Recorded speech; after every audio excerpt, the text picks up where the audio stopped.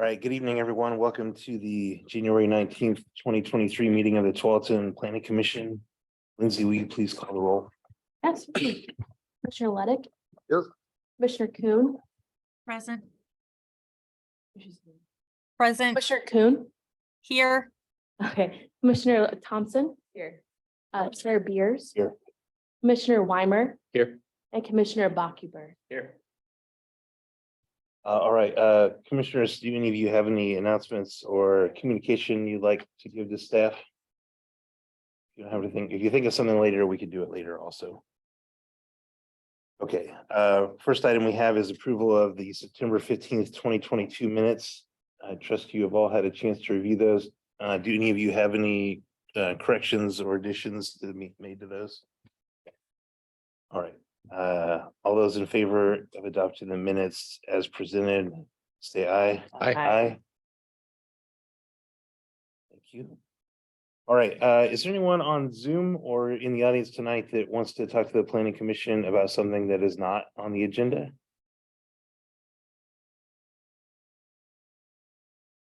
See Tim raising your hand on Zoom. You can go ahead and unmute yourself. If you can keep it to 3 minutes, that would be great. Sure. Just a quick introduction. I'm Tim Neary. I'm the interim president for the Byram CIO. And I did meet with the new Byram CIO board the other day and just wanted to give some general input about just that some of the Byram neighborhood had about the Basalt Creek plans and just generally some concerns, which probably have heard a lot of is traffic concerns, noise concerns, and the traffic in particular is with the way that the housing plans are and then the industrial plans may be, there's a lot of worry that it's going to take a very long time for people just to get around. We don't have any stores within about 2 miles of most of the residents and in the new residential areas being developed. So broadly, just encourage the Planning Commission to consider prioritizing the quality of life and walkability of the community of the Basalt Creek area, really with an emphasis on usable park space, including park space with where there's some area for gathering, picnic space. I know that there's a plan for a natural park area where it doesn't sound like there's going to be opportunity for anything like that. Some park space, and then also commercial opportunities. If traffic's going to be bad, we'd love it if there was incorporation of some small commercial area where restaurants or groceries were available. And that includes considering broadly any plans for high-rise, high-density residential to instead be zoned as mixed-use commercial residential. So slightly decreasing the residential occupants, but also creating ground floor commercial space that would benefit a broader range of neighbors. As far as the scenarios coming forward tonight, just wanted to put support out there for scenario A. Scenario A1, there's concerns about the noise with heavy machinery. Hey, Tim, can I hold you up there? If you have comments about tonight's agenda item, you can make them later. Okay, I'll talk about that later. Okay, thank you very much. Do you have anything else you want to say in general though? No, I think, yeah, really just broadly, we just want that, we know that this area is going to get developed and we just want it to be a place that works, not just for people that work there, but also the people that are going to live here too. And where we're not just stuck sitting in our cars to get our groceries, do anything else. All right. Thank you, Tim. Thank you. Okay, anyone else online or in the room for something that's not on the agenda? Okay, then we'll move to our action item. This is continuation of Planning Commission consideration of a recommendation to City Council on the Basalt Creek Employment BCE zoning district industrial code project, Plan Text Amendment 22-0001 and Plan Map Amendment 22-0001. Erin, are you going to be leading us through a staff I'll presentation? be Okay. starting us off. Thank You ready for me? Yeah. Okay. Well, good evening, Chair Beers and Commissioners. I'm Erin Ingman, the Senior Planner here at the City of Tualatin, and tonight I am joined by Steve Coper, who serves as our Assistant Community Development Director. And as you mentioned, tonight we're going to be talking about the Basalt Creek Employment Zone project. And we're going to fire up our presentation right now and make sure everybody online can see it.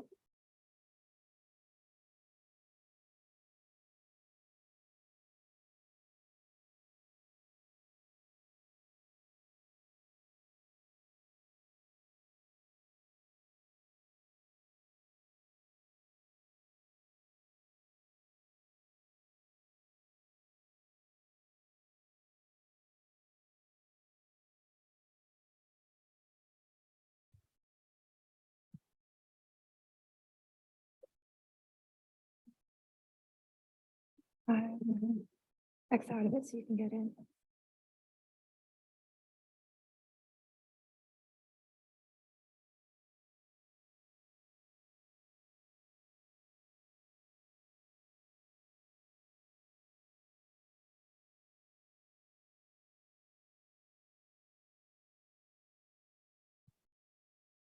Thanks, Ursula, for the thumbs up, and Tim. Okay. So as we move on to the second slide, there's a few discussion topics that we're going to cover. We'll start off with some project background and purpose, our public outreach opportunities, a brief recap of our previous meeting in September, and then we'll walk through the various code scenarios that staff is bringing towards you tonight. And then we'll kind of do a recap of the stakeholder request. And I also know that they would like to present some testimony too tonight. To set the stage, the project affects land that is currently designated manufacturing park and is limited to the Basalt Creek planning area, which is located south of Southwest Tonquin Loop Road, west of the canyon, north of Basalt Creek Parkway, and east of the P&W rail track. Currently, the manufacturing park district permits a limited range of uses in support of large-scale specialized manufacturers and research campuses. However, market trends have shown a decline in this type of development. And the city has also recently adopted some documents that set forth some goals and policies that we'd like to implement through this project. Kind of building on that, there's that decade of previous planning work that has culminated in adopted plans such as the Basalt Creek Concept Plan and the Economic Opportunities Analysis, as well as the Southwest and Basalt Creek Urban Renewal Area. And some of our project aspirations include expanding and modernizing uses over what's currently allowed. We also want to encourage employment dense development that strengthens the local tax base and minimizes conflicts with nearby residential lands. And for this next slide, I'll turn it over to Steve to kind of delve deeper into the details. Thank you. And so what you have on this slide is a summary of previous historic expressed aspirations, we'll call them, for the area. The first of which was culminated in the council acceptance of the Basalt Creek Concept Plan in 2018. And so, as you'll note, the concept plan projected that there would be a high level of jobs, almost 2,000 jobs in the area, 20.4 jobs per gross acre, which is probably a little bit of an undercount because of the way that the Basalt Creek Concept Plan counted for buildable acres. They automatically deducted 20%, which is not the way that we calculate acreage in the city. So that's probably the 1897 new jobs is probably an undercount of the total actual jobs projected for the district. And then on the heels of that, the city went through a project known as Tualatin 2040, and one of the parts of that project included an economic opportunities analysis, which was conducted in 2019. And some of the findings of that economic opportunities analysis were that there's a deficit of 74 acres of land in industrial plan designations, as well, just as an aside, of 175 acres of deficit of employment and commercial plan designations. And so some of the recommendations from that work were Tualatin considering policies that would increase the efficiency and density of employment land, both in jobs and buildings. And then finally, in 2021, the city, with the assistance of the city's economic development manager, Jonathan Taylor, who's with us here tonight, adopted the Southwest and Basalt Creek Development Area Plan, which is urban renewal plan for the Southwest Concept and Basalt Creek area. And part of the goals of that plan were to encourage land development that provides a high density of employment and encourage ways that strengthen the local tax base and support Tualatin's employment lands. And so I think that it's important to highlight these previously expressed aspirations, and on a subsequent slide, we'll talk about a little bit more about why the MP zoning was applied relative to the other possible zones that the city had as tools in the toolbox. And so I'll turn it back over to Erin for the moment, and we'll get to that part later. So on this next slide, kind of reiterates that staff embarked on this project last spring with HHPR and their subconsultants with the following scope tasks, which are further described in Exhibit D1. So we've done the bulk of this work and we've presented it to you, but just kind of wanted to show a recap of the various scoped items. And on this next slide,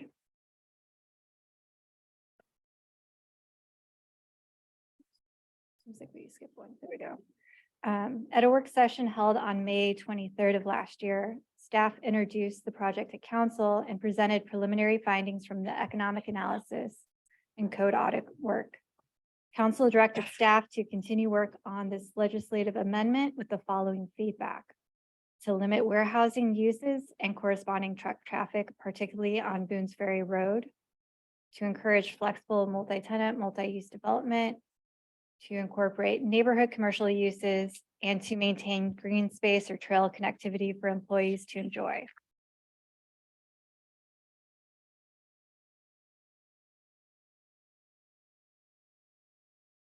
There have been 7 opportunities for public outreach, with a summary included in Exhibit C4 for your review.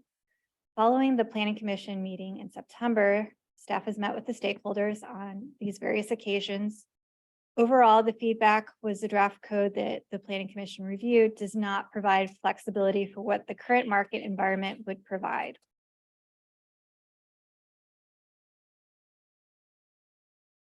With this slide, I'll turn it back over to Steve.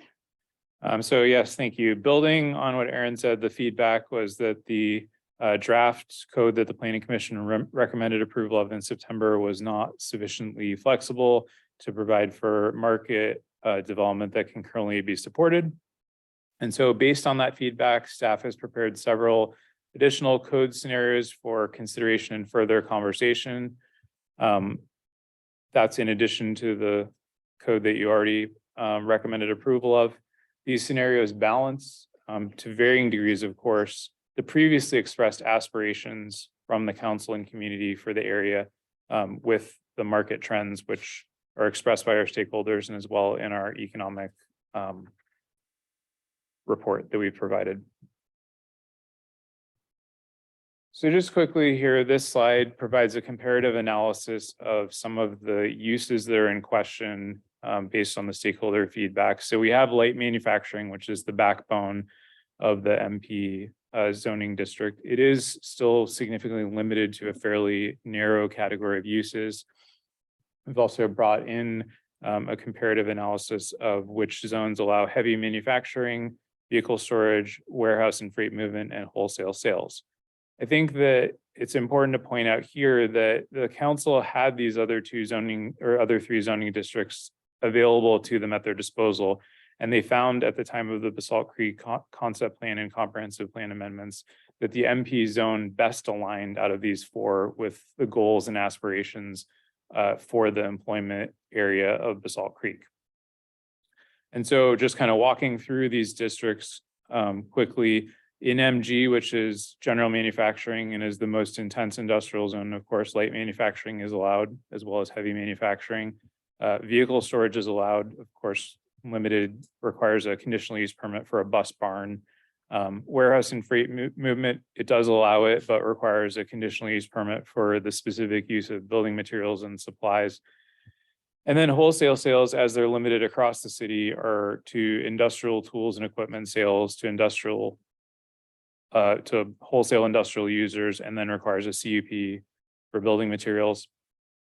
ML, which is light manufacturing, which is a slightly less intense industrial zoning district than general manufacturing, allows for light manufacturing, of course. Heavy manufacturing is limited to electroplating and some other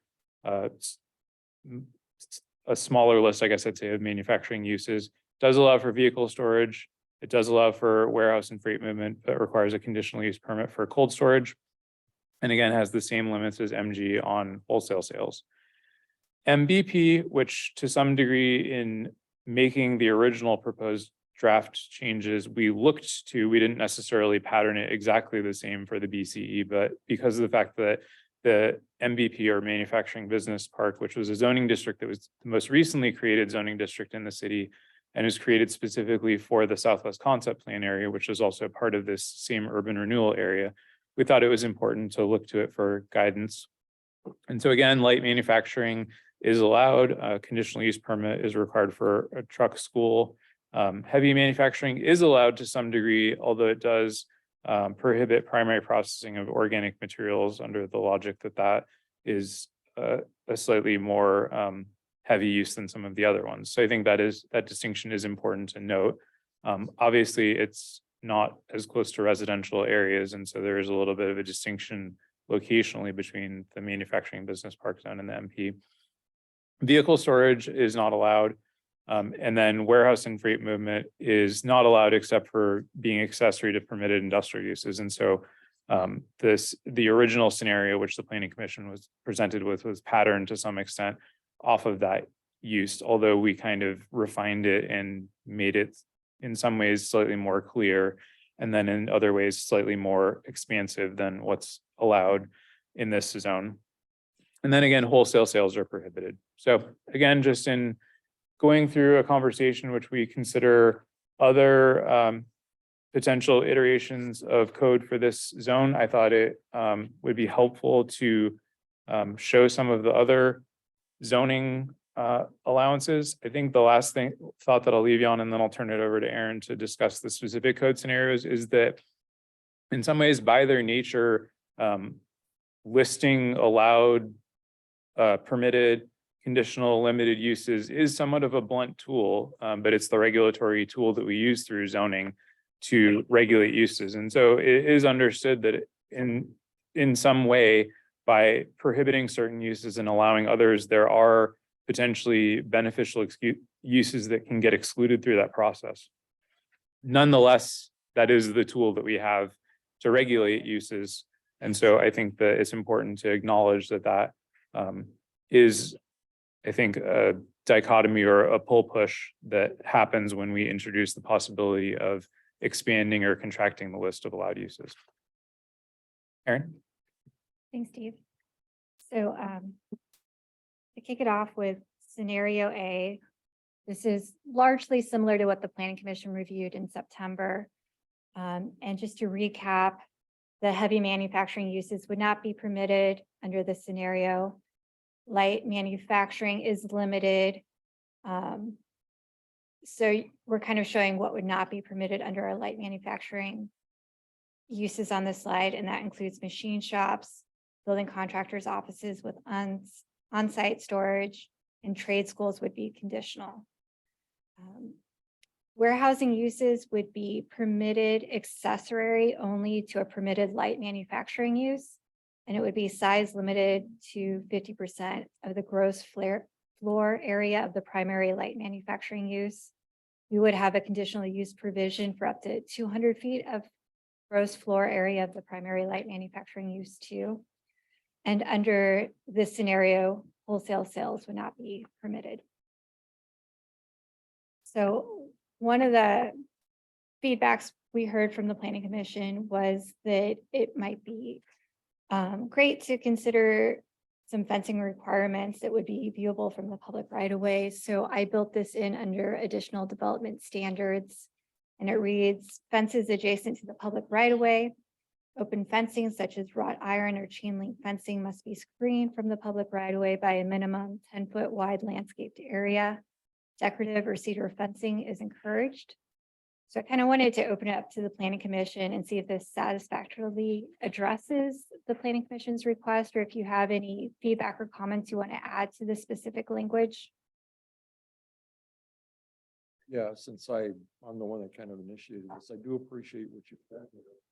And the goal of this was to protect the public realm, the view from the public realm from particular roads, particularly Loop Tonkin Road, the Salt Creek Parkway, and then Graham's Ferry Road.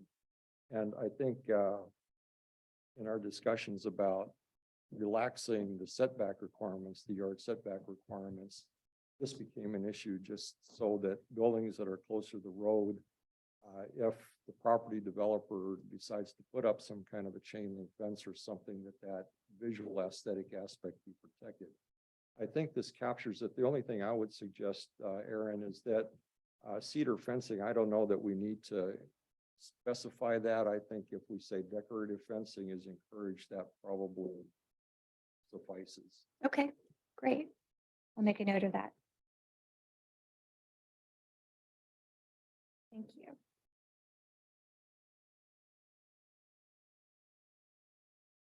Then on our next slide, we kind of break down some various pros and cons that we see as staff. And you could say that as we delve into these scenarios further, the cons could build on each other or layer on each other. We just didn't want to be repetitive with, I guess, loading that area up. But the pros for this scenario is that it would encourage development in support of adopted planning documents. It expands the range of uses under what is currently allowed in the MP designation. And it supports council's desire to limit warehousing uses, which may be in conflict with nearby residential land. But conversely, we've heard from our stakeholders that it may be too aspirational to encourage near-term industrial development. So that's one con to consider for this first scenario. And then to build on scenario A with A1, we heard some feedback from our economic development program manager, Jonathan Taylor, who's here with us tonight. Pardon me, I'm trying to get grounded in my notes. There's a general recommendation through the economic statutes of the state to consider advanced manufacturing uses. It was brought to our attention that our development code's distinction between light and heavy manufacturing no longer aligns with how the state categorizes industrial uses. So I don't know if Jonathan has anything that you want to layer or add to. I think the state nowadays, any manufacturing that survives. That the small scale machine shop, what you don't realize though, that heavy manufacturing, think of the old school, big bustables, machines that are lined. Product manufacturing form that no longer exists. For example, JAE is actually technically considered a manufacturer, and it would be considered a machine shop, even though they are high tech. And the reason being is because on their segment or tours, they have those road line manufacturing for subway cars in New York City. So just what I'm trying to say is, in the 1980s, when the city passed the original code in 1970, you go down Martin Osby, I see some of our stakeholders here. Our office is very restrictive in our office use of aspirational documents. Nowadays, our office vacancy is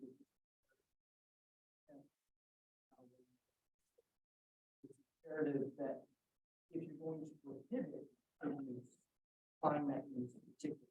Not just overly broad, but whatever the commission wants to do as well as the council, it's imperative that we do a zone change.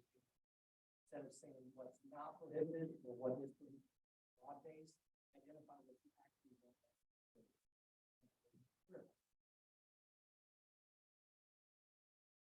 So based on this feedback, scenario A1 has been expanded to allow what the city considers heavy manufacturing uses that would support advanced manufacturing.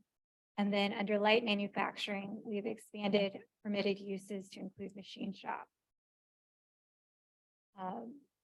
And then for the warehousing component, this builds off the accessory use limited to a permitted light or heavy manufacturing use and allows up to 50% of a gross floor area of primary light or heavy manufacturing use. And then for wholesale sales, they remain not permitted under scenario A1. With that, I kind of wanted to open it up to the planning commission and ask how you feel about adding certain heavy manufacturing uses in support of advanced manufacturing based off of what Jonathan had shared.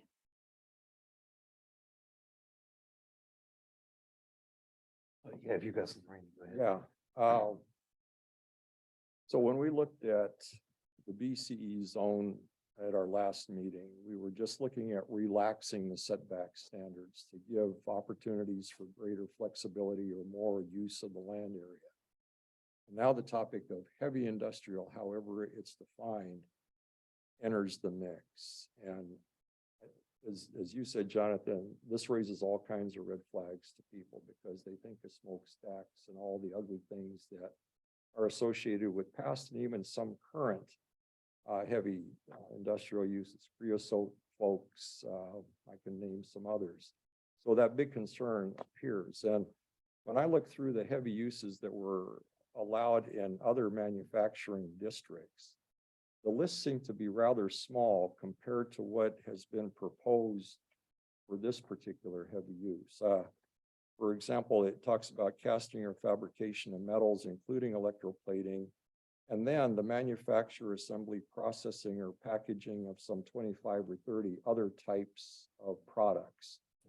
And I'm trying to get wrapped around this definition of advanced manufacturing.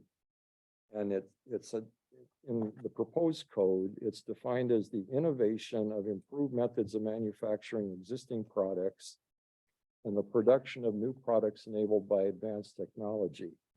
And just for example, in the list of uses that's proposed to be included are lawnmowers. And I'm trying to figure out if somebody, a manufacturer of a lawnmower wants to site their facility in this industrial park, how does one tell if it's advanced technology based on innovation or new methodology versus some old gasoline engine lawnmower manufacturer?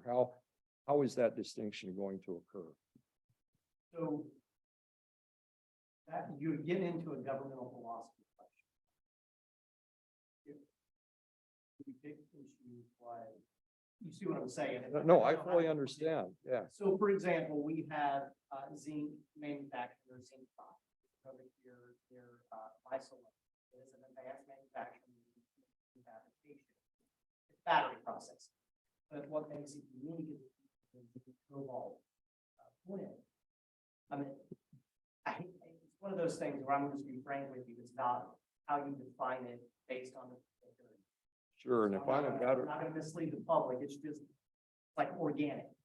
Fill out a form. It's organic. but if I'm a battery manufacturer that doesn't use this zinc process or something high tech, current, innovative, Would be advanced manufacturing. I wouldn't be allowed.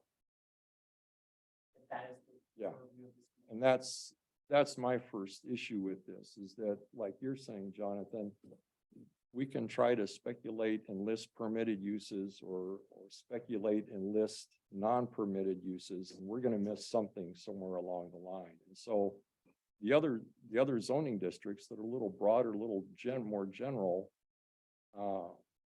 in terms of trying to deal with defining heavy industry, I kind of tend to be more general. But I think the concern with introducing heavy industrial into this particular zone are the impacts that we have.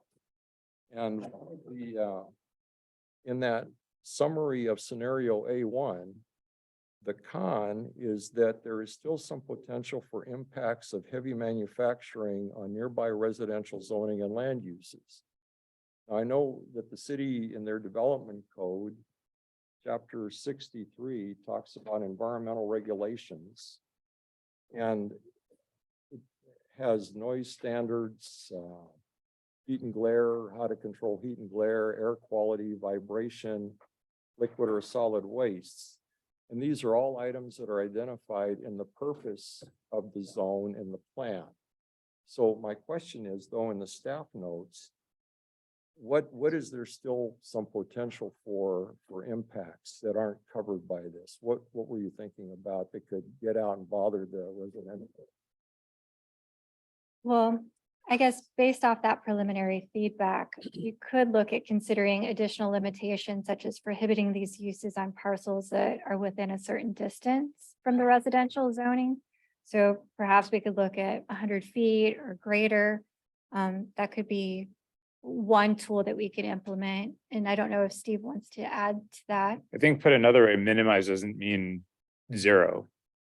And so there's still, like, we have standards that people need to meet, but that doesn't mean no odor. That doesn't mean no noise. It doesn't mean no vibration. It means that it is minimized. Okay. And so our comment here is that by introducing additional uses, I mean, to your point, like the unintended consequences, we don't know. And zoning, and again, zoning is a blunt instrument. It's But important in A1, all the uses are proposed to be indoors, correct? yes.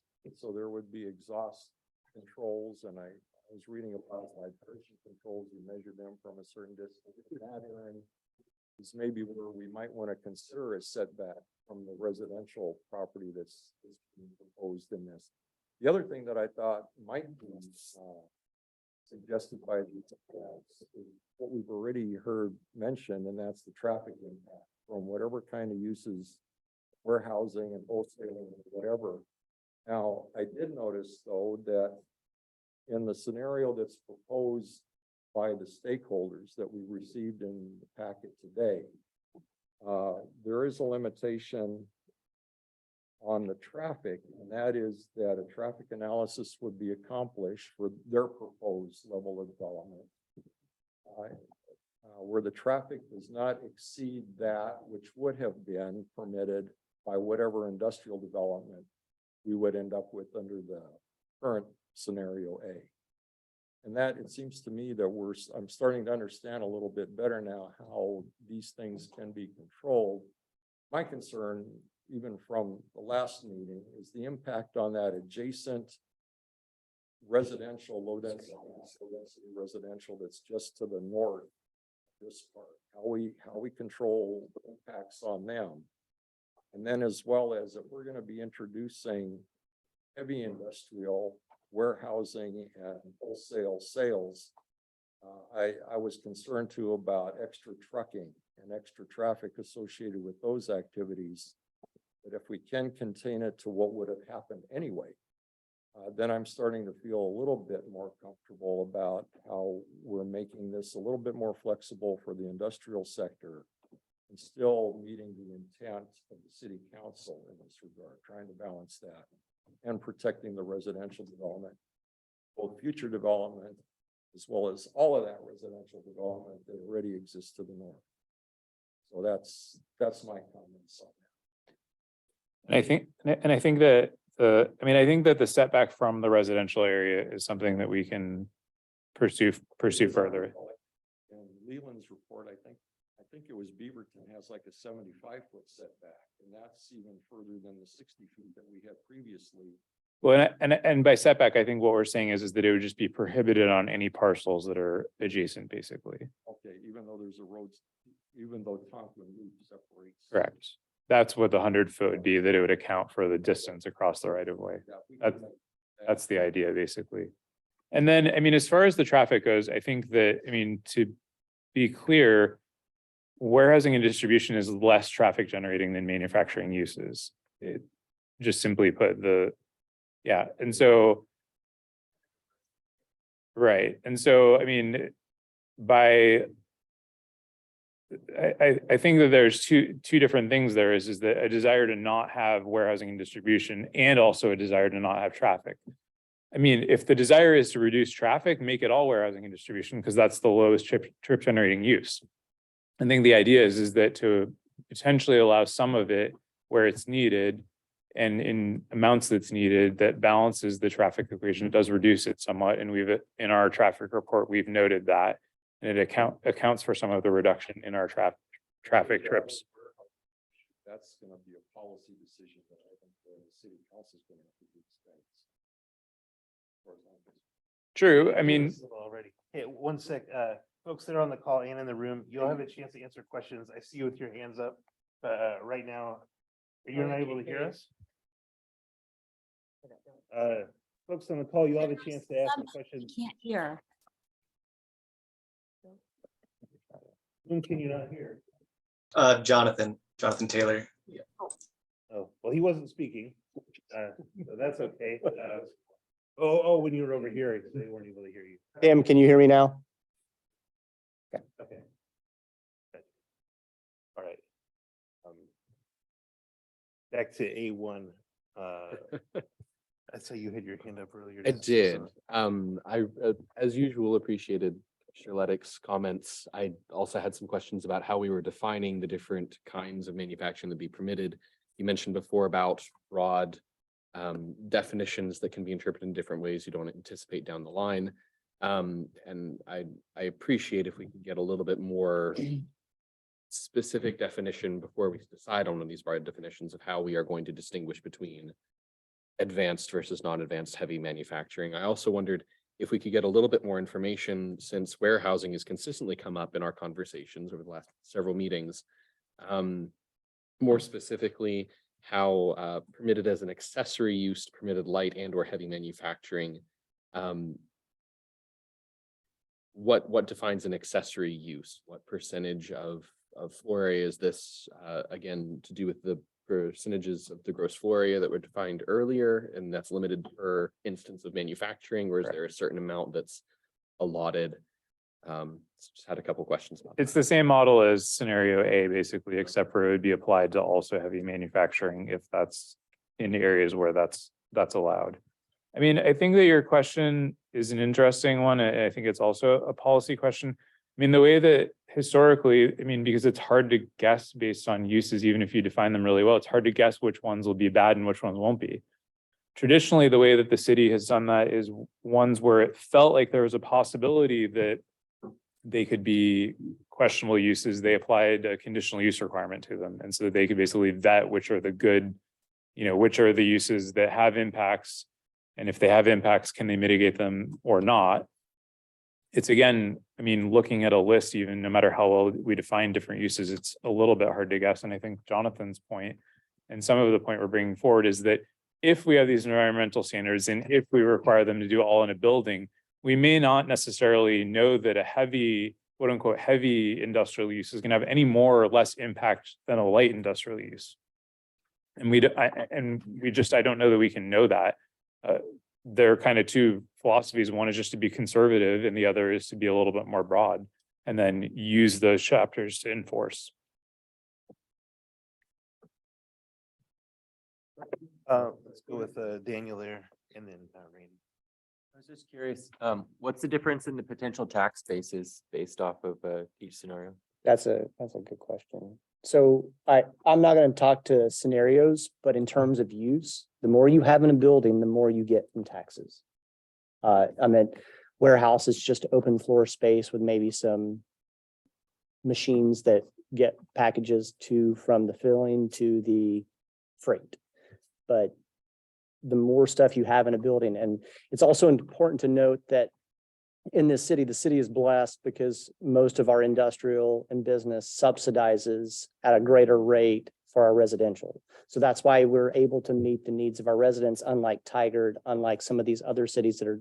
So it's that one-off. So you're going to have the traffic per se, but you get the tax base to where there's not the tax implications for our residents in the future with constant tax increases or requests for bonds. So One thing just to clarify, but I think to answer the planning commission's question though is that the assessed value scenarios under the urban renewal plan were based on the MP zoning, correct? Correct. Right, so they are based on a fairly limited list of light industrial uses. And so I think the point is taken that the more you expand the uses, the more you create the potential to have more assessed value. But I mean, one of the kind of trade-offs is that the more uses you allow, the less you guarantee that the uses that were originally there are going to get built. You don't, I mean, there's no way through zoning to guarantee it.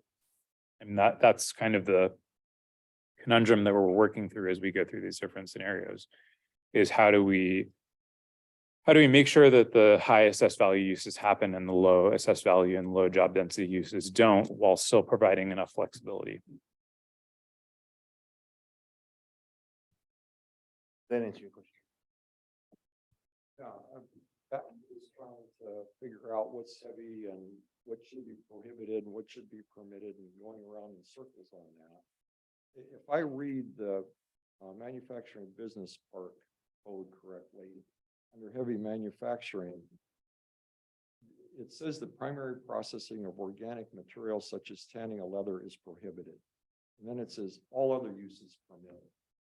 And I imagine there's reasons for prohibiting that, but would it be possible, rather than trying to identify and distinguish all of these heavy industrial uses that should be permitted or not, or even distinguishing between heavy uses and light uses, could we just not adopt the performance standards that whatever industrial use they want to do, as long as it's not a criminal activity, comply with those environmental standards that are already specified in the code?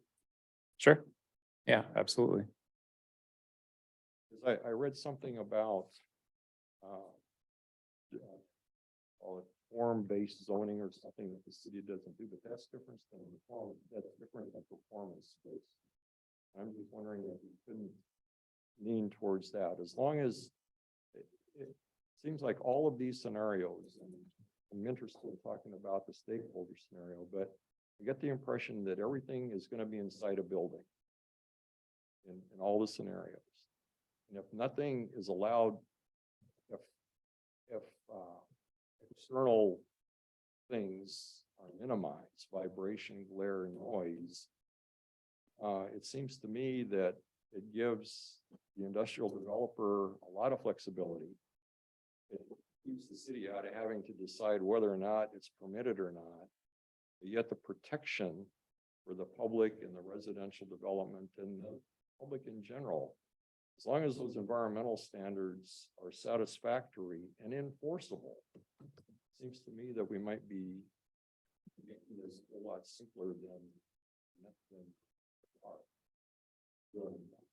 And we've also talked internally, in addition to the environmental standards, design standards for buildings. So you take it above and beyond, like what you've got here at Leventon. I mean, Lamb Research, when Leventon Tax Increment District, an urban renewal, was created for this area, which was very successful, they put design standards on all industrial. So not only was it the environmental aspects of containment and mitigation, it was brick, high quality cement, I think is what it's called, and then some wood. So cases where it's not a little too specific on the percent of glazing and how much articulation and how much different kind of exterior bricks and rocks and everything else, and we can get carried away with that as well. But I think that would go towards alleviating public concerns too, in terms of aesthetic value. Be real interested in pursuing. I know that's not the scope of this, but Yeah. urban renewal has factored that in over the course of 15 years. So I don't want to speak for Steve. That's not the scope, but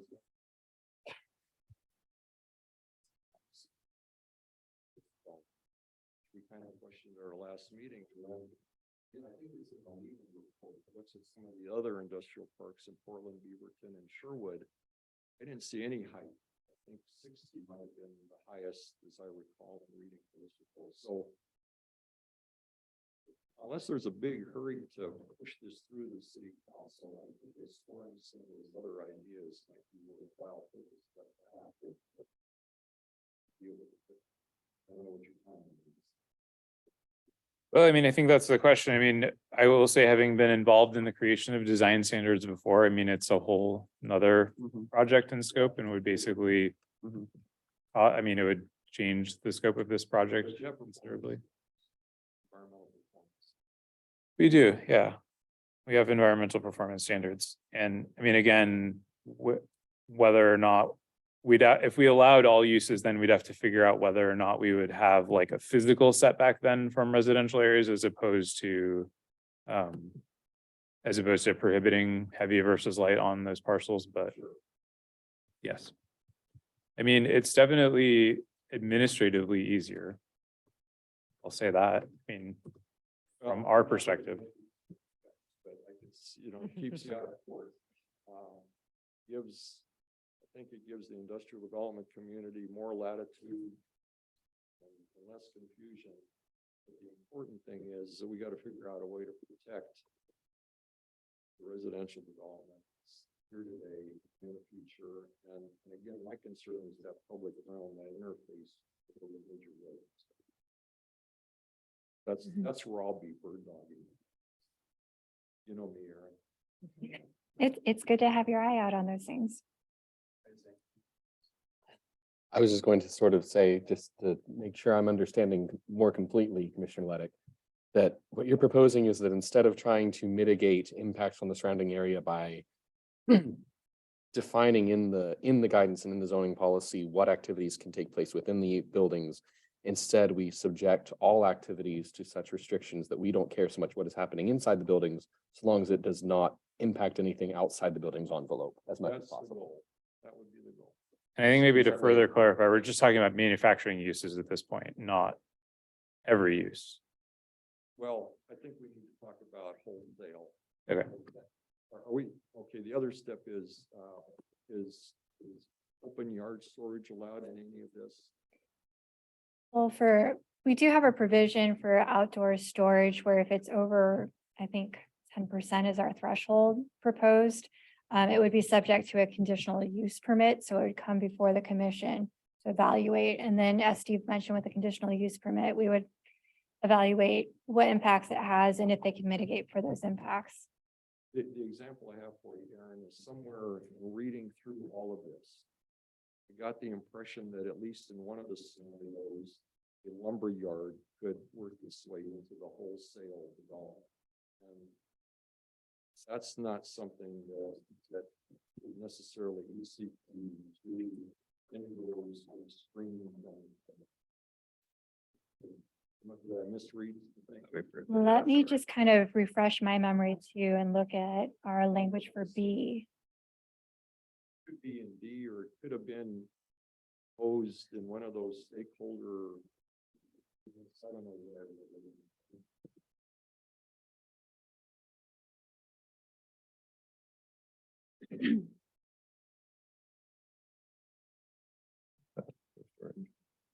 Oh, the outdoor storage one.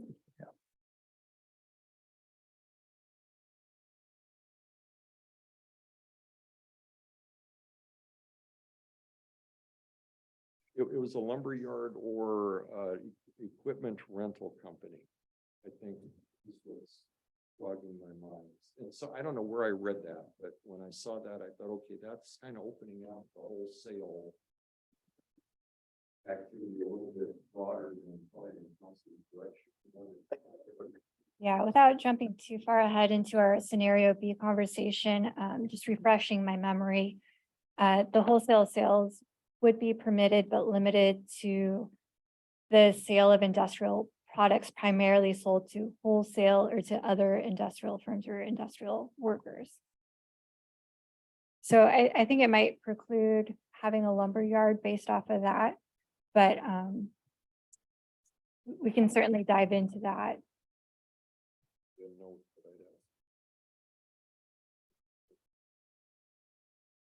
All right, Commissioner, more discussion on scenario A1.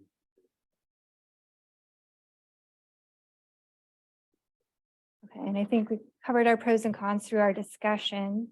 But I'll give it a moment in case anybody wants to read them for themselves.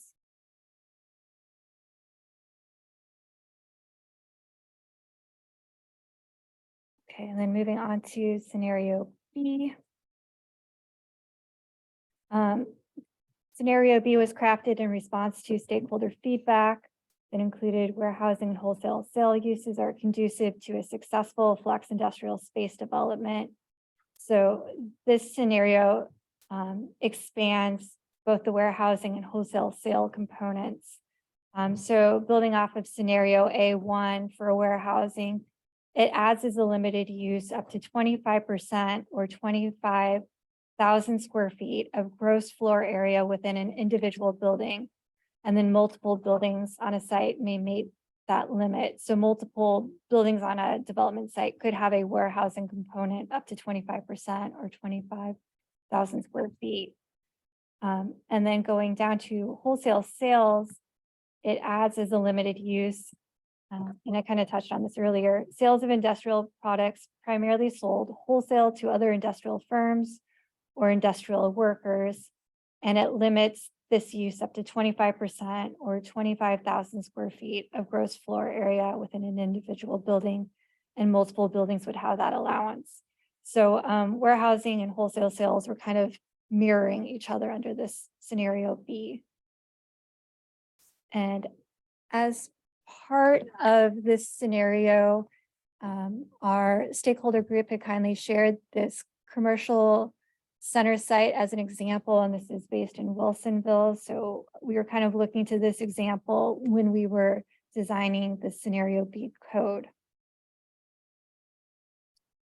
And then moving on to some of our pros and our cons. We feel that this balances between the aspirational goals and the feedback received from our stakeholder groups.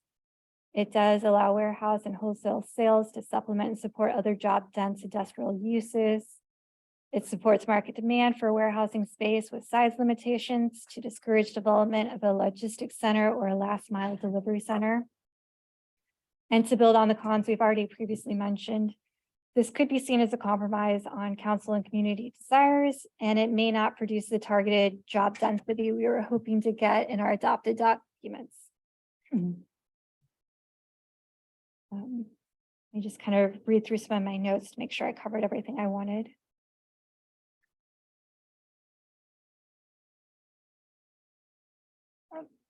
Looks like I did. Do we have any questions or comments on scenario B that we want to walk through or talk about? On wholesale sales, Aaron, can you or Jonathan give us an example or two? What would be sales of industrial products primarily sold wholesale to other industrial firms or industrial?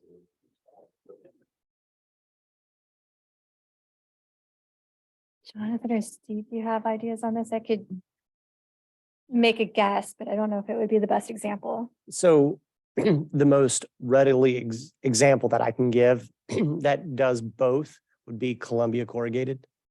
It is a wholesale manufacturer, but it's also a manufacturer. Cardboard boxes. So they're right there at the new PGE location right across the street. That's the first one that comes to my mind. And as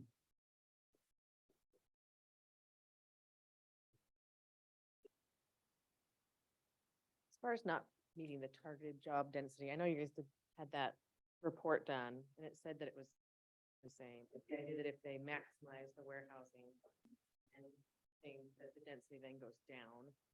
Is that the fear, or what's the fear with the, I mean, which ways does the job density change under scenario B? Like, if they're hitting certain things or not? 'Cause I know you say this, but then they also had that report saying that the employment was gonna be close. Was that done by the stakeholders? That was done by you guys, correct? By the city? Well, there's two reports that are included in the packet. One was done by us, and that was the one that was conducted by Leland, and then the stakeholders also submitted their own report. And I think kind of some of the answer is that it's not an exact science, and we don't really have a crystal ball that we can refer to. So generally speaking, sometimes when you're looking at the warehouse, like a standalone warehouse use or wholesale sale use, it may not have the density we're looking at, but that's not in all instances across the board. And I don't know if Steve has anything he wants to build on.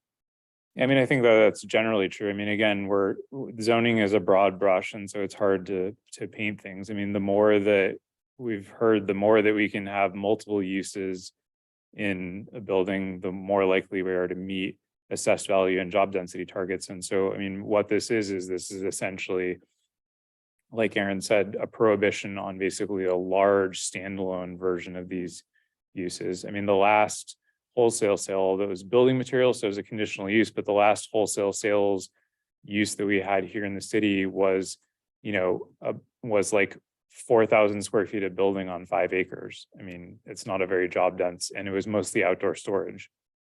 It was mutual materials, which makes, I mean, it's a beneficial and needed industry, but it's not a very job dense use. And so that would be the idea behind this, is that it provides some kind of control. And then also basically kind of as a carrot and stick approach, requires other uses to be built along with it. So it's, I mean, you'll see that as kind of a thread going through, is that how do we guarantee that good uses are built? Well, we incentivize what the market wants by requiring it to also at the same time build some of the uses that we want to see built.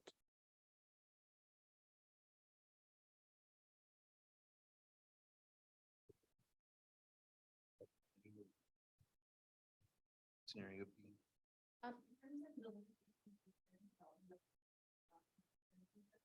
What is, and I know it's not Tualatin, but what is the size of the right of the edge of the building?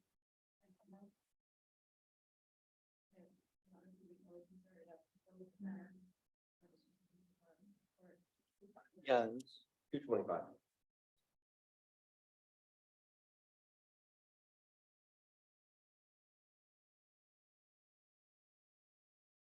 Yes, okay. Moving on to scenario C.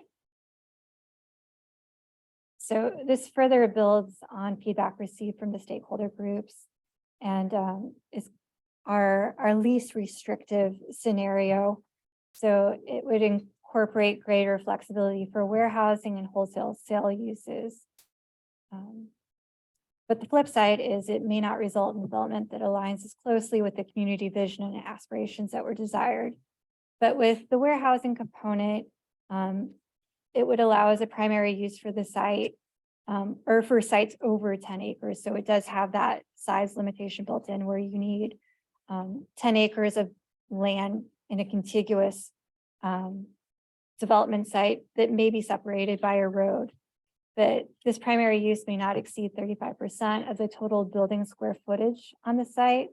And the building may not exceed 150,000 square feet. And multiple buildings can meet this limit. And the same could be said for the wholesale sales.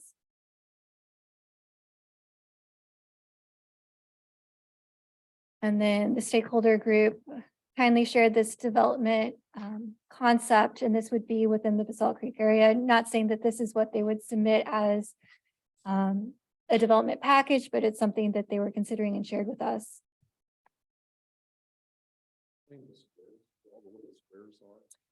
The yellow squares would be the building footprints. And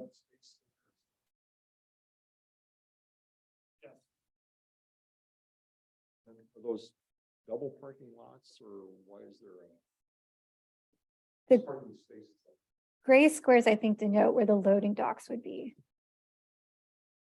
The parking space, Commissioner Leddick is going around the exterior of each building, and then in between the buildings are the loading spaces. Well, yeah, but I was wondering why the parking spaces aren't just shown with 2 vertical lines, with that horizontal lines in between. Those are the loading docks. Loading docks in between the buildings. The little hash marks around the edges are the parking spaces. These are vehicle parking spaces. These are loading docks. Scale is a little deceptive there. Yeah, hard to see on. Okay, thanks. Did have a question. Always interested in metrics. So why did you settle on 150,000 square feet for the building site? So I think it kind of goes back to that limitation for having what the council might see as too much of something, the carrot and stick approach that Steve was talking about, where we are opening up the flexibility, but we're also trying to preclude standalone distribution centers by having that. I mean, that's what we're seeing is 200 to 400,000 square feet being the size of a distribution facility, 200,000 being kind of small. 150,000 being what these building sizes are roughly. And so it even does, under this scenario, allow more flexibility, allows for one building to be wholly a distribution tenant. But the carrot stick approach is that it also requires it to be submitted along with the development plan for buildings that include other uses too. And it requires kind of a big swing, right? A large amount of land being developed at one time. And so there's trade-offs with each level of approach. Sorry, just point clarification. It's not present in the chart, so does scenario C include heavy and light manufacturing as well? Correct. It would it would build on the scenario A1. It could not also, I mean, the concepts were intended to be considered kind of separately, but they would layer or could layer. And scenario C represents a broader opening of potential uses of the spaces, which of course would lead to them being developed and used more quickly. I note that that's actually listed as one of the cons that it might develop out fully before the end of the urban renewal project. What percentage of the space could be developed in the direction of warehousing or wholesale sales and other comparatively low job dense applications before we fall below the desired job density and tax base for the cities? Like, would 50% warehousing and 50% industrial? It's hard, I mean, it's hard to say because the smaller forms of warehousing tend to be more job dense. Right. Overall, but then some larger ones are quite job dense. I mean, Amazon is relatively job dense. It's harder to say whether or not it's wage dense, although some of the evidence that you have from the economic studies is that the wages of manufacturing jobs are basically going down to meet the lower level of warehousing jobs. And so there's some data that we have that indicates that there's kind of relative parity between the two. And that's an argument for allowing more warehousing and distribution. I mean, I think, just to bring it in here, I mean, obviously the point of the urban renewal district and the point of the district funding infrastructure improvements is to try to get aspirational uses, not uses that the market supports without the urban renewal district. And so I think that is something to kind of keep in the back of your head of like, why are we doing this? Why would we limit the uses? Why would we not limit the uses? Is that central idea that is and was the purpose of creating an urban renewal district, was originally basically to be able to attract the limited uses that MP allowed. The original genesis of this project was, wow, the list of light industrial uses allowed in MP is really limited. Why not open that up further? And then, to echo Mr. Neary's comments earlier, let's see if we can push the envelope a little bit on some of the commercial uses, because it's clearly a need for this pocket of the city. And that's basically what we presented to the council, and that's what we got direction on. That direction from council from last May hasn't changed. It's still limit warehousing, encourage, incorporate neighborhood commercial. For the moment, yeah, I mean, I don't know, we have this stakeholder feedback that we've gained since then. We're asking you to take this feedback into consideration and at least consider updating your recommendation. We're not necessarily recommending that you do or don't, but it's for consideration. But I think that the council knows that you are, experienced in weighing these matters and values your input. And so I think that, our goal, and I'm jumping ahead a little bit, if I may, just Sure. to the end of the presentation. So, our next steps are we're going to go to the Tualatin Chamber of Commerce on the 20th of February, and we're going to present whatever your recommendations and conclusions are. We're going to hear also from the stakeholders there, just on their perspective on that recommendation. And then the Chamber's Business Advisory Council is going to make a recommendation of the broader chamber. And then the broader chamber may consider weighing in and making a recommendation to council. And then we're going to synergize everything and present that to council on the 27th of February at a work session and essentially see if the direction still holds or whether or not there's, you know, we don't know, we didn't know then what we know now. And so that may change. And then following that council work session, and depending on how much additional elements we need to draft, I mean, if we need to totally switch gears and develop the design standards for the zone, we're going to come back with that conclusion to you in May, but we're not going to, you know, March or April, but we're not going to come back with a ordinance at that point. Whereas if we have direction to kind of make some tweaks and proceed with an ordinance, then we'll come back for a final recommendation on the ordinance. You make an interesting point, Steve, about urban renewal, and that is to encourage uses that aren't usually in the marketplace. I guess on the other hand is if we're so aspirational that that land sits idle forever, then we haven't done anything.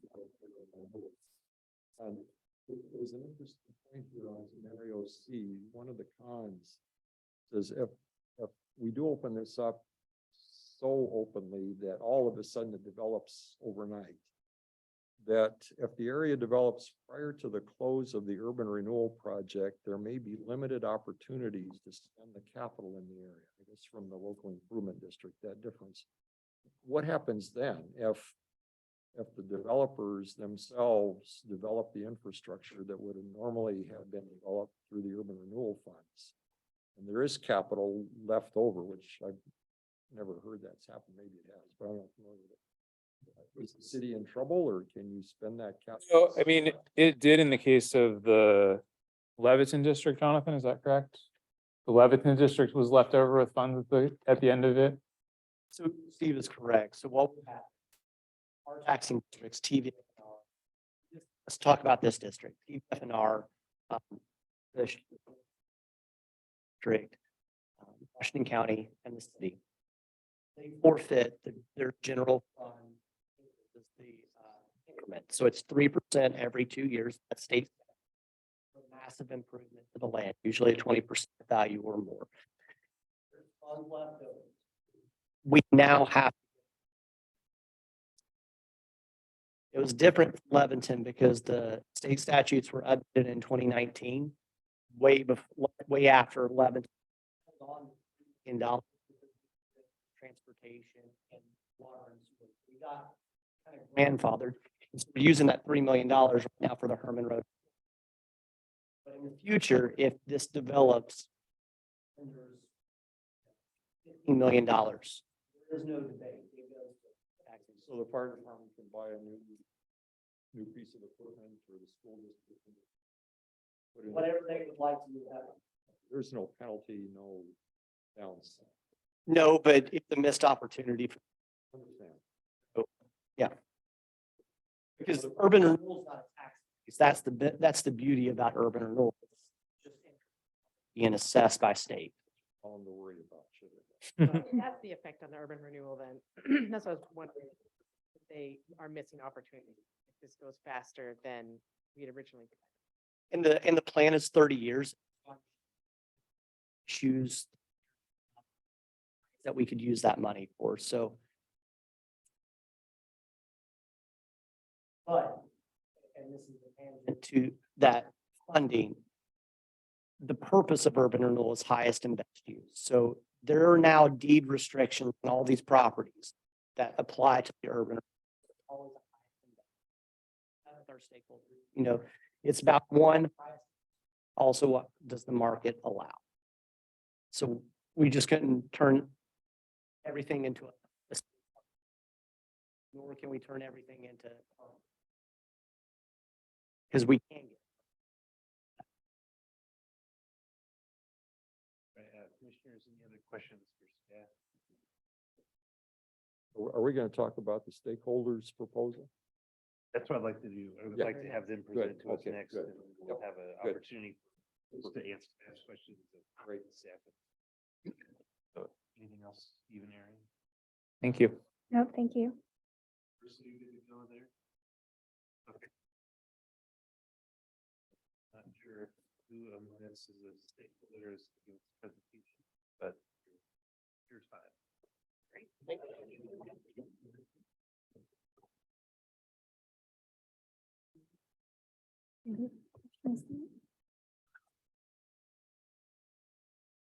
We have our PowerPoint. I don't. I did. Under the September. Or. Yeah. Navigate and drive through it. Sure. While we're getting settled, I'm going to submit to Lindsay for the inclusion of your minutes packets. That's the definitions of all these industries. So you can just, you feel like light reading one afternoon. You can. Appreciate that, John. Before you start, if you just could introduce yourself for the record. They do it.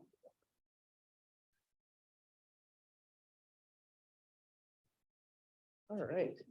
Well, good evening, everybody. My name is Mimi Dukas. I'm with AKS Engineering, and I'm here on behalf of Schnitzer Properties, who is one of the significant stakeholders within this district. They own a significant amount of land within the district, and have a great deal of experience with flex industrial development. Ryan Scher is here with Schnitzer. Good evening. So we really, Bring that up, where we- okay.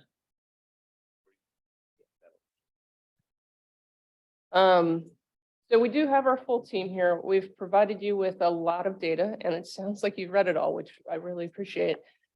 So we do have our full team here. We're going to have them speak to their topic areas a little bit, and I do want to respect everybody's time. So first and foremost, we really want to say thank you to staff and to the city for continuing this conversation. We think it's really important for the success of the industrial district to right size it. And I'm hearing from the deliberation that you're in the same boat.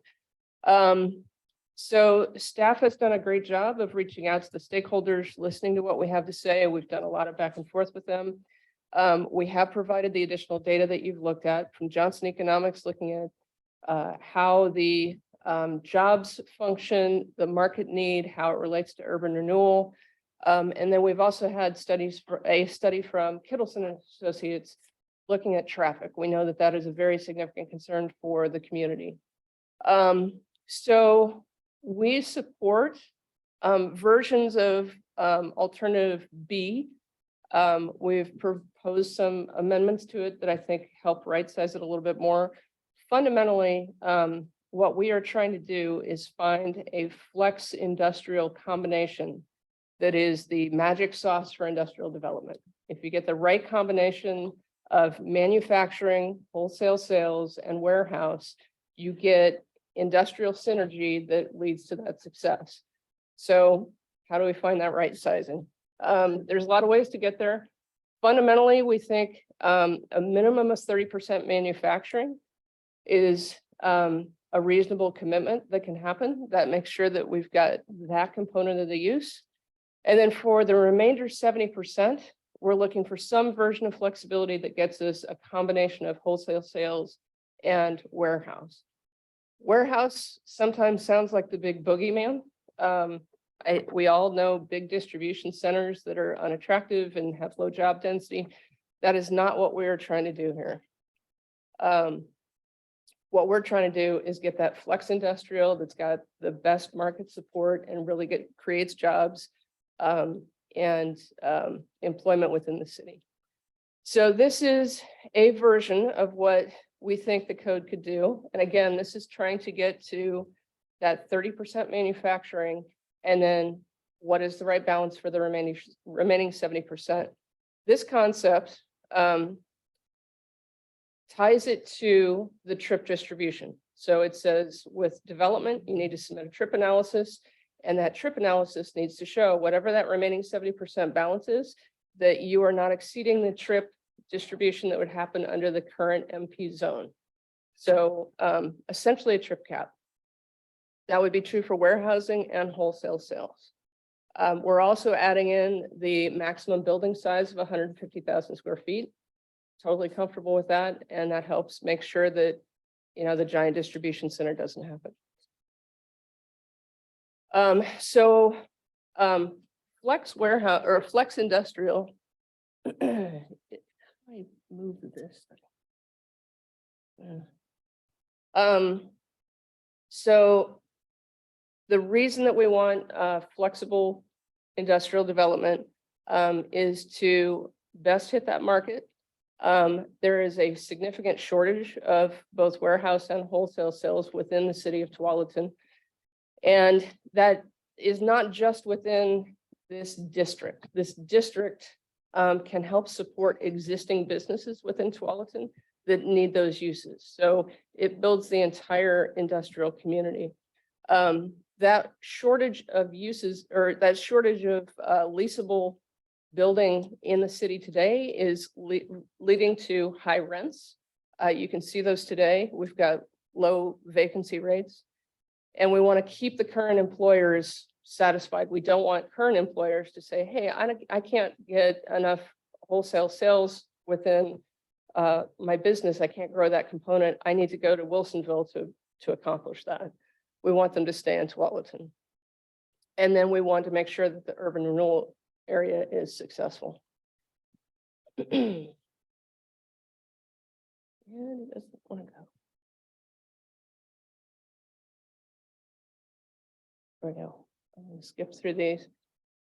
Urban renewal area. So what is flex industrial space? It is that magic combination of those three uses that I've already talked about. It's smaller in size, similar to the site plan that you saw that staff showed with the yellow buildings. It is smaller in footprint.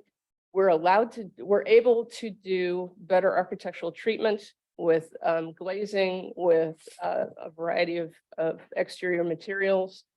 And those uses want to be located near the employment base. And they look like what staff showed earlier. But we've got examples of some of Schnitzer's developments that show that glazing, articulation, landscape treatment, variety of scale. This is what you can do with flex industrial. These are attractive buildings. I think they're good transition to those residential neighborhoods to the north. There's a lot of market components to this, so I'd like Brendan to come up and talk to that. Thank you. I'd like to talk a little bit about some of the market. Yeah, sorry. Hi, my name is Brendan Buckley. I'm with the firm of Johnson Economics. There's already been a lot of good discussion about some of the market dynamics and urban renewal issues. So I'm just going to hit some key points with an interest of time. But so as part of the BCE code project, the city did quite a thorough economic study with Leland Consulting. That's a good thorough report. And we have not tried to reproduce that. In fact, we are relying on a lot of findings from that report, which we think really point to some trends in manufacturing and the flex industrial uses that are supportive of having a greater mix of those uses in the zone. So what we've done is we went ahead and we tried to model what development might look like on the subject site, either as really mostly a light industrial type, or I'm sorry, light manufacturing type of development versus a flex industrial development as is being proposed. And we look at those two prospective uses and trying to get to some of the answers to the questions that have come up about job density, wage levels, and so on.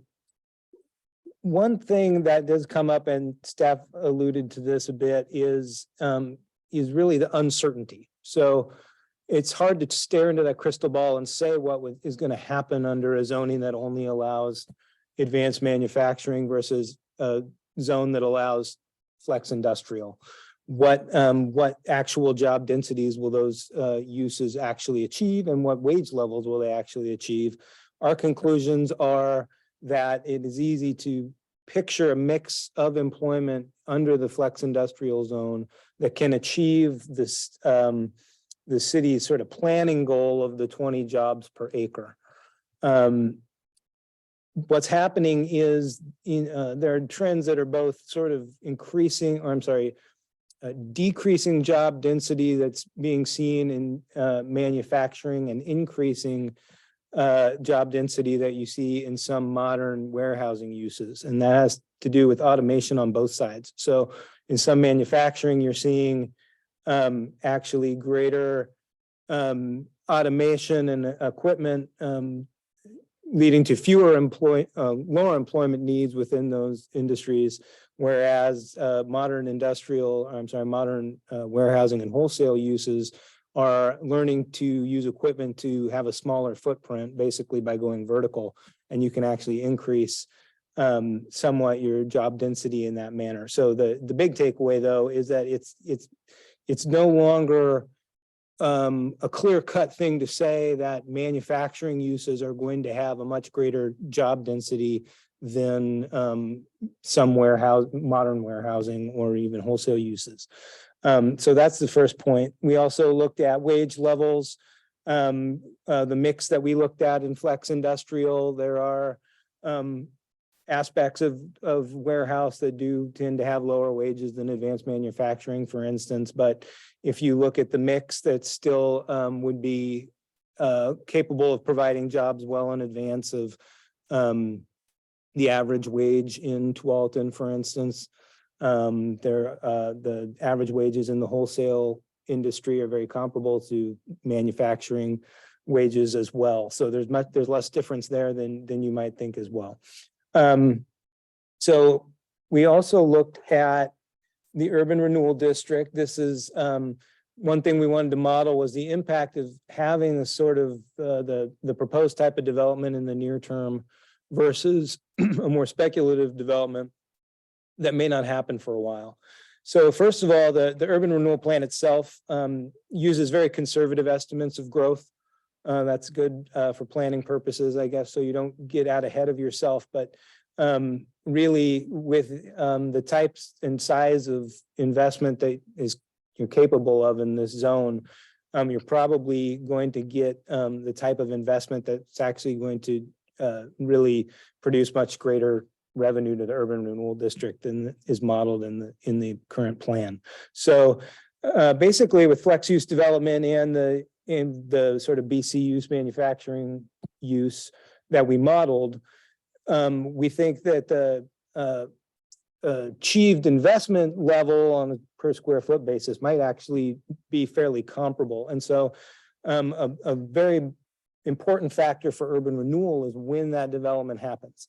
So in an urban renewal district, if you get development near the beginning of the district, you build your tax increment and your revenue much quicker, and gives that it gives you those resources to do what you want in the district. It was mentioned sort of as a con or a negative earlier that some of this investment might actually supersede or supplant what the district was planning to do. But really, in my experience, I used to be an urban renewal planner specifically. It's more of a positive, because then if your revenue is, well, if private development is producing projects that you wanted to use your urban renewal revenue for, you can redefine your projects. You can come up with new projects, or you can close down the district earlier, as Johnson was referring to, and give the revenue back to the taxing districts, and everyone is happy, and the urban renewal district was successful and got the projects done one way or another. These numbers are just rough order of magnitude, but you see in the flex use development happening, the assumption here is about 10 years earlier than a speculative development that might happen out in the future. You see the revenue potential over the 30-year urban renewal period is much higher. I wanted to get into quickly some of the findings of that Leland plan. and just point to how it kind of supports what we're proposing here, which is again, these are findings from the economic economic study that the city undertook as part of this project. So it really found that manufacturing, while in the metro area, is still a very important component of industrial growth.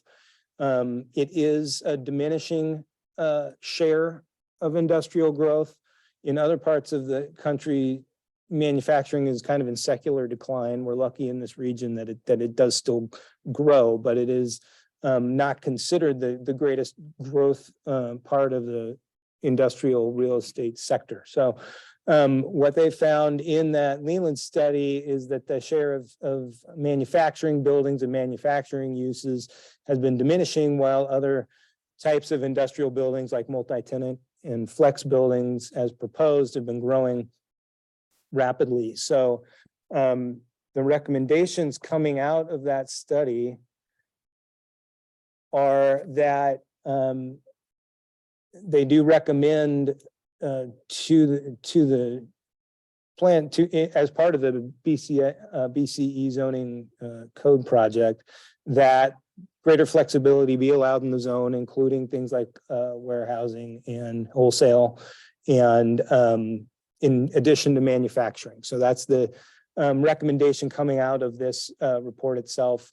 We feel, digging into this, that our conclusions support that conclusion as well.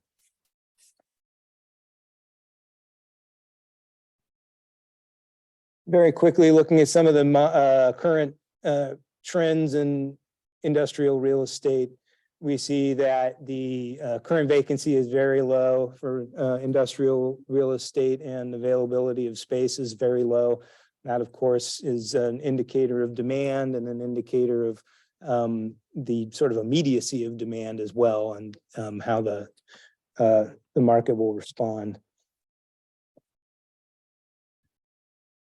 And so in summary, the city's own study supports that manufacturing is growing a little more slowly than other sectors, recommends that flexibility in uses, and we believe that it can blend in the flex industrial space can help meet those employment density and wage goals, and is likely to happen sooner, frankly, than waiting for a speculative development like a super large employer recruitment to the area and that sort of thing.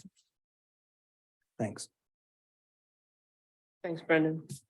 So with that, I'd like Kittleson to talk about their findings on the comparison between flex and manufacturing. Hi, Christine Connolly with Kittleson and Associates. We took a look, and it's in your packets. We took a look at the trip generation potential of some of these scenarios versus under the existing code. And what we found is that the proposed amendments, including scenario C, reduce peak hour vehicle trips compared to under the existing MP zoning. So not only does this flex scenario result in fewer passenger vehicle trips, but also fewer truck trips. And we also found that the majority of vehicular trips and truck trips are to and from I-5, as opposed to navigating through the residential area to the north of the development. Just a note, and we talked about this, but as part of development, there's going to need to be construction of additional roadway infrastructure within the site, and other public infrastructure such as sewer, water, and storm. And Brandon touched on this as well, but allowing for early development of this area will help support transportation infrastructure as well. Okay.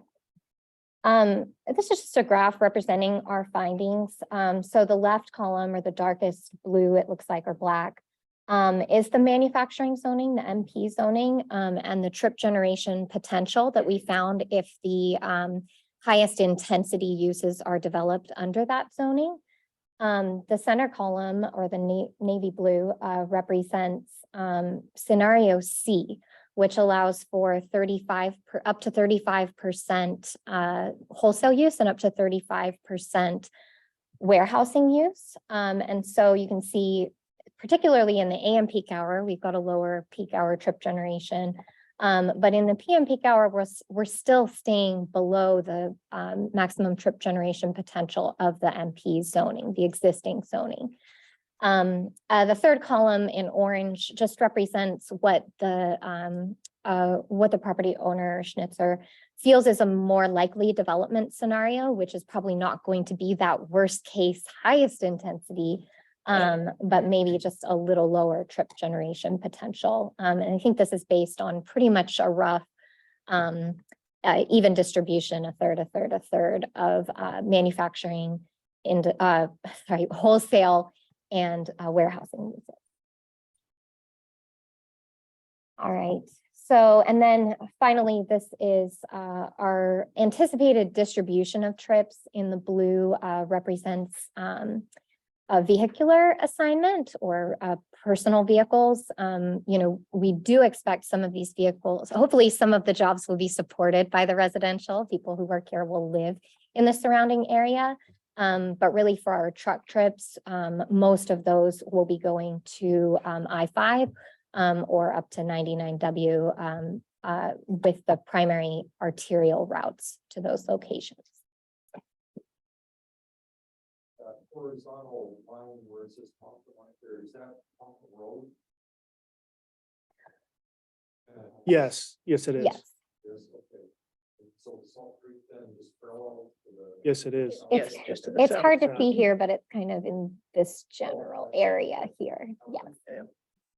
Where all of the arrows originate from. So there's no direct access permitted onto Basalt Creek Parkway. It needs to go via Tonkin. Right. Mhm. Yeah. Okay, but your truck traffic is heading now like 124, is that what's happening? Yes. This is 124th here. I anticipate any of it going down, Wilkes-Barre or Graham's-Ferry north? Here. Due to the nature of the roadways, we feel like I-5 would be generally a more efficient route, especially for trucks who need a certain level.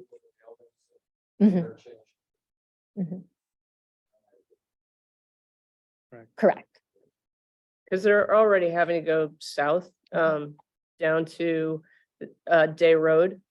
And so by the time they get to Day Road, they should just hop on the interstate. Can you scroll down so we can see the pictures, the slides as well, please? I don't know how to do that. We're sharing the screen. What do you see on the screen right now? Maybe she means Zoom. Oh, yeah, it's a very zoomed out image. Can we zoom? Oh, Ooh. look at that. Millennial. Is that what you were requesting? I'm sorry, no, we're only seeing the first page. the preview page. It's not in slideshow view. We just see the title slide.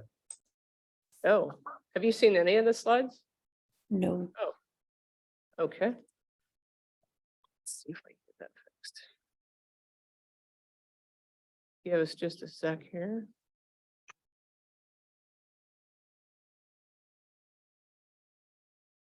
What are you seeing now? Is it an aerial photo with the trip distribution on it? Yes. Okay, great. Here's the vehicular traffic generated, but is that from the development? Yes, I mean, in this, we generally centrally located it. It will come from each individual site. But we use the central location as an origin.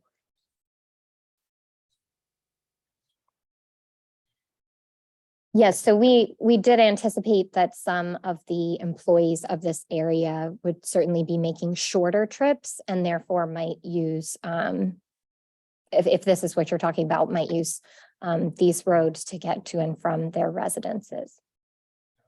Do you have a number for that 35% represents? I think just to clarify, this is not for the whole district, though. This trip distribution they're presenting is only for the property they own. And so I don't want to get too far ahead on this one because that's really our traffic study that. Yeah, but maybe Yeah, shows some extrapolation. here. Well, to clarify, it We is, could- it is we the could- majority of the entire district. It's not only our property, but it's the property across the street as well, which is an additional 30 acres. So it's probably 85% of the district that you're seeing right here. Some number of vehicles associated with that 35%. I wonder if Carla can do the math for me if we. Carla's got her computer open. She's trying to track that down for you. We looked at the, Yeah, I'm trying to go back. yeah, if we can go back. a couple I'm not sure why it's not going back. This one's not going down. What if I bet? Space? So okay, this represents where we expect the trips generated by the flex use to distribute along the transportation network. So for instance, under, well, either the existing manufacturing zoning or the flex zoning, we anticipate somewhere in the ballpark of 1,600 trips total during the PM peak hour. Some of them are coming towards, but a lot of them are exiting. So it would be a percentage of those trips in the peak hour. For instance, Randy, if we took 35% of that manufacturing zone, 400. case in the PM hour, that would be 573 trips along that. Again, many of them are going to and from their residences in the vicinity of things. Okay. All right, so again, we have a lot of different ways to crack this nut. What we're trying to get to is that 30%, 70%. This is one suggested code amendment that could get us there. We're pretty flexible in working through what that ultimate code provision is. We're comfortable with the buffering conversation that's happened. We're comfortable with an impact analysis. This is essentially an impact analysis relative to transportation. It's really, how do we get to that right combination of flexibility that gets us the three uses so that we've got a successful district. So that's what we're requesting that you continue to direct staff to work through. And we're happy to continue that conversation with staff. Like I said, we appreciate the conversation and the openness to it, to try to get that success. So I think that was it. Do we have any other, Brian? Yeah, just at a high level, look, the flex uses, they're going to allow for space that is needed for the existing businesses that are in Tualatin. You want to be able to retain your existing businesses. If they need to grow and there's no space, they're going to have to leave. And also you want to be able to attract new businesses into Tualatin as well, grow that tax base. So again, with a nice campus, good looking flex industrial development, it'll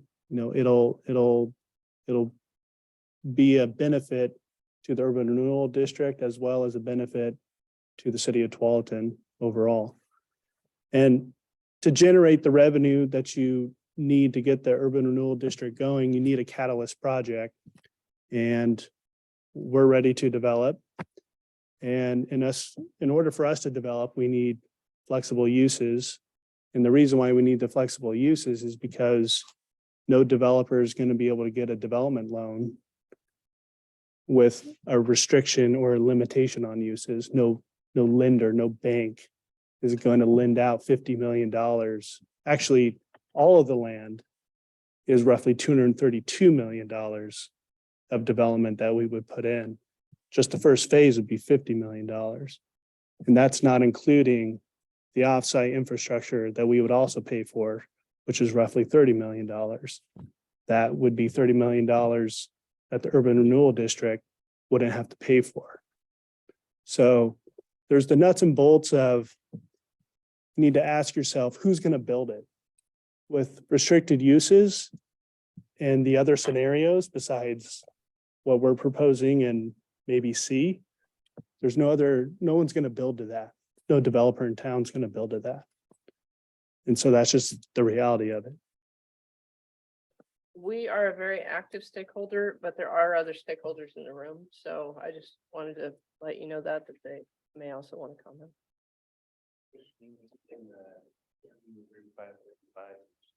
Mhm.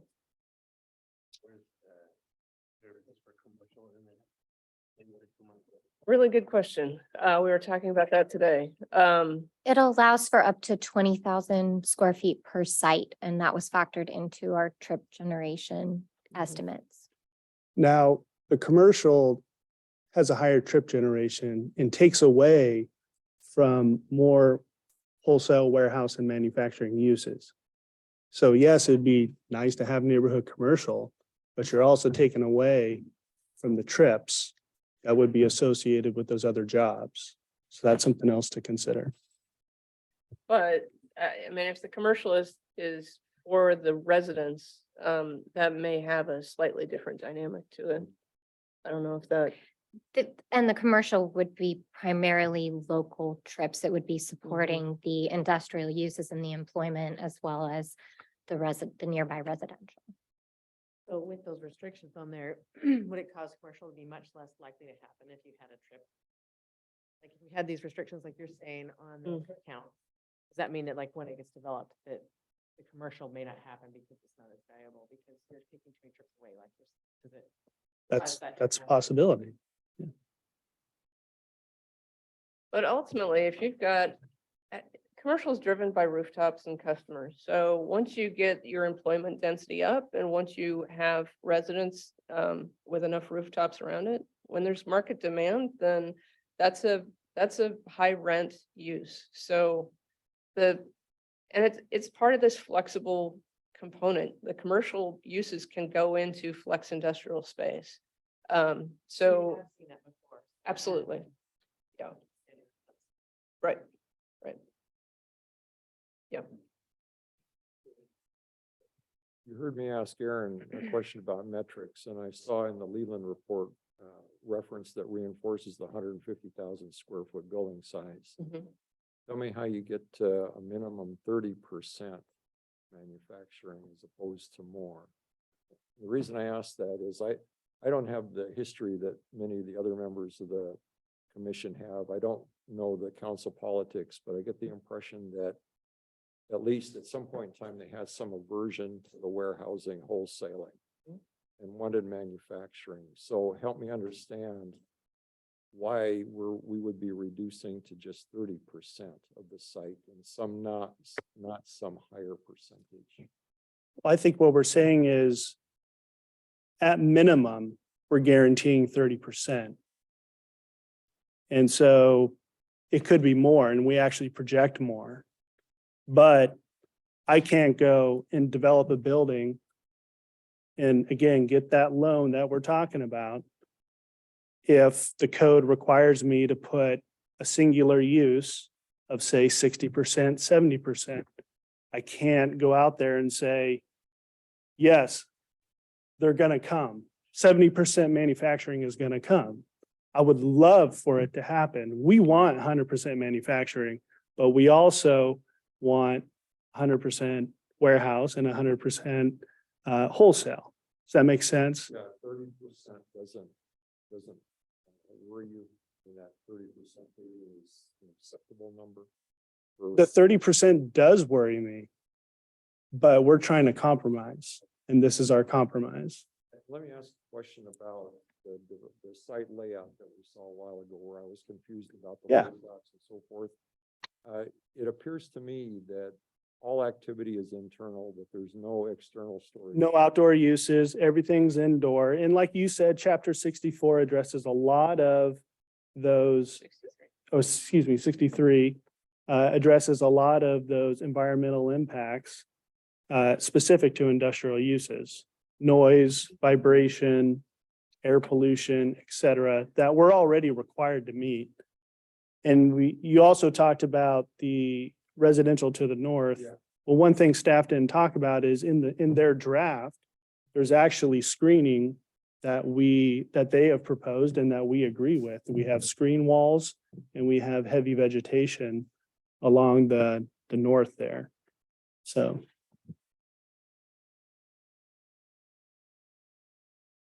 And a lot of this is not about today's vacancy. It's being able to make sure that the vacancy stays low over the life of the project. You know, market sectors change and, you know, if we get too restrictive for what the combinations are or what those percentages are, then you're running a risk of empty buildings for extended periods of time. What is your all reaction to the performance zoning rather than trying to pick and choose and prohibit and permit uses? And making even a distinction between light and heavy. Go ahead. I think we can, well, you have to live with it, but we're comfortable with the impacts. We know that everything's got to be inside. We know that there's noise, vibration concerns and that's got to be addressed. So we already expected all of that. And so it would give that maximum flexibility for interior use, but it protects the neighborhood by saying, hey, it's about the impacts, because the neighbors probably don't care what's happening inside the building. They just don't want it to be loud, noisy, obnoxious. They want it to be a Can you go back nice, to the pictures of what simple what they building. look like? Look, these are more office-like. Keep going. There you go. That's a good one right there. This isn't like the city was saying earlier, this isn't the smokestack heavy manufacturing that you know, a lot of people think of when they think of manufacturing. You know, these are like Fastenal, for instance, they're a supplier. And they would fall under wholesale. Great jobs, and, you know, local. And, you know, as you can see, it's campus-like. We've got nice landscaping, aesthetically pleasing facades. And so it's more of an office campus feel, but then you have in the back, which is screened from, go back to the site plan, which is screened from the street and screened from the residences. That's where you have the docks and some of the activity that you don't want to impact the area and the neighborhood surrounding it. So it's all screened and buffered naturally because you got the building in between the outdoor use that's happening. Maybe got a truck backing up or you got employees out there with some equipment, and it's screened from the street and screened from the residential areas. Talk about design. I understand that this could be an involved, lengthy process. You know, beauty is in the eye of the beholder. But for example, the business of the parks that you show, they've got articulation, they've got glazing, they've got a certain color standards. Yep.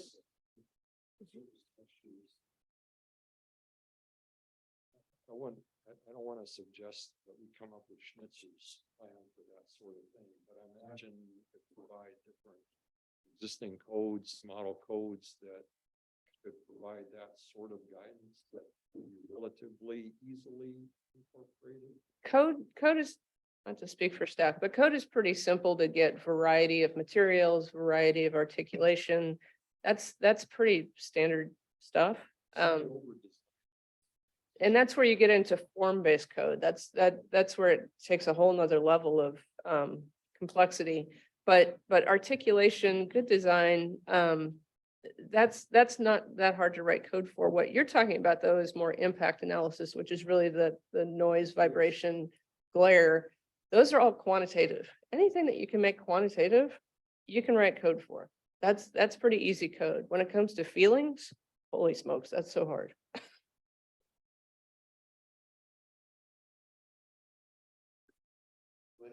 I might ask, when did Schnitzer buy up these properties? Over the past year. Oh, just over the past year? Okay. Well, thank you so much for consideration. We're happy to continue the conversation. We're happy to keep working with staff. Absolutely. Any other questions? I can't see you. Do you have any questions? No, I just was kind of thinking offhand about something like at the end of Avery, the Ancestry Brewing, where they have a retail front, but they also have a working back. Or as we're coming out the west side of Tualatin Sherwood, where we've got some industrial stuff up the hill on the left, but we've also got the U-Haul down on the right. So I'm a little less than concerned about this proposal and plan, especially since it does have the street facing buildings on, for instance, the east side of D is what I would think would be something like medical or food or whatnot. And then inside with the B and C is, let's pretend a soy sauce place where they're putting caps on. I don't know. So I'm not too concerned about any of it, which is why I've been suspiciously quiet most of the night. Any other questions from commission? Yeah, the city also came up with percentages and, I would ask the question to them, where did that data come from? Where did 25,000 square feet come from? Where did, you did? Okay. And if you go back to the draft code there, the one example that we have in our presentation. So take, for instance, 25,000 square feet. So let's say I have a local business that wants to expand. They need an extra 5,000 square feet. They got to leave. But we can't, they hit the cap. You can't put them anywhere, right? And same thing when you hit the percentage mark. You've hit a cap.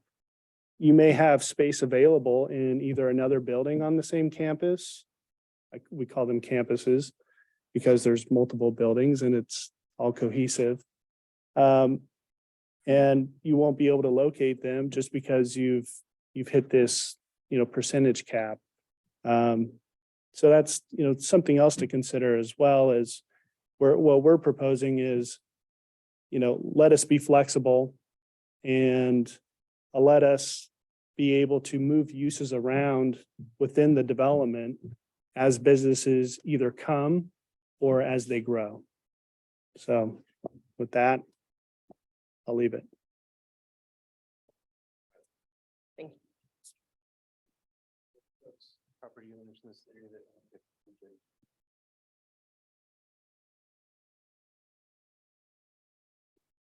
Thank you for inviting public comment. I'm Peter Watts. I'm the member manager of a LLC that owns 10 acres that is at the bottom of the peninsula, so to speak. So just west of the canyon. We actually aren't under contract with Schnitzer at the moment, though I have been contacted by a number of other developers that are really interested. And it's really all going to come down to the zoning. So I hear from Maurice quite a bit. I'm not quite a bit, but he keeps me apprised of things. When I looked at the initial zoning, I think it's going to be really, really difficult to find someone who's going to build under those restrictions. It's just pretty restrictive. And actually, the first time I read it, I started thinking about, okay, what's the best use that we can get under the current county zoning? Because I think it's going to be years before, since we're the furthest southern parcel in Tualatin before they get to us. And, my conclusion was, because right now it has a house on it that's rented, but my conclusion was probably providing parking for construction equipment, which is allowed under the county zoning, and not something that we want to do and not something that we want to invest in the limited infrastructure to fencing, everything else like that. But realistically, there's a real shortage of that in the metro area too. So it's something that actually could give us a return on our investment until the zoning allowed it, until the zoning allowed development. I think the benefit of Schnitzer is that obviously they have a lot of experience in Oregon. They have access to capital, and the development would happen very quickly. I practice municipal and land use law. I've done a lot of work in urban renewal districts for the city of Tigard, Scappoose, Estacada, Dundee. um, ending it early, which I think Hillsborough may have been the first city to do that with Romular Acres, which is now Intel. They built all their infrastructure in 9.5 years. And the benefit to the city was then they got all that money to use wherever they wanted in the city. So with the urban renewal district in an urban renewal area, you're very limited.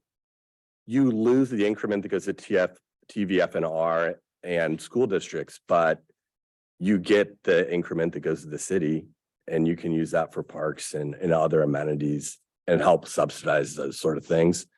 There's just an extreme shortage of large lot industrial land right now. I don't know if everyone reads the Willamette Week, but in the December 12th edition, Nigel Jaquist did a story that the LCC was looking for 33 acres in the metro area. They found one site that worked for them. It was in Canby, which is 9 miles from I-5. And they paid $40.78 million for it for 33 acres. So $1.2 million an acre. And they said, and I encourage you to read the article, but that if they didn't get that site, they weren't going to be able to get a site in the metro region. So the closest large lot, the two sites that were in Canby are both now gone. The Woodburn one, which is being used by Amazon. There's one that has some issues with infrastructure, I think, in the metro area, but then the closest stuff is in Scappoose and Estacada. And that is really a long way. And so we're reaching the point that manufacturers and others aren't going to be able to locate in the region just because if you need a large footprint, it's not available. So of course, I have self-interest in the result, as do the other members of our LLC. But I think that Mimi's someone that I've worked with in the past, I really respect. I think she's done a great job. I think they've done a great job to kind of meet some of the concerns about traffic and other things. They build a great looking product, and I hope it can come to Tualatin sooner rather than later. Thank you.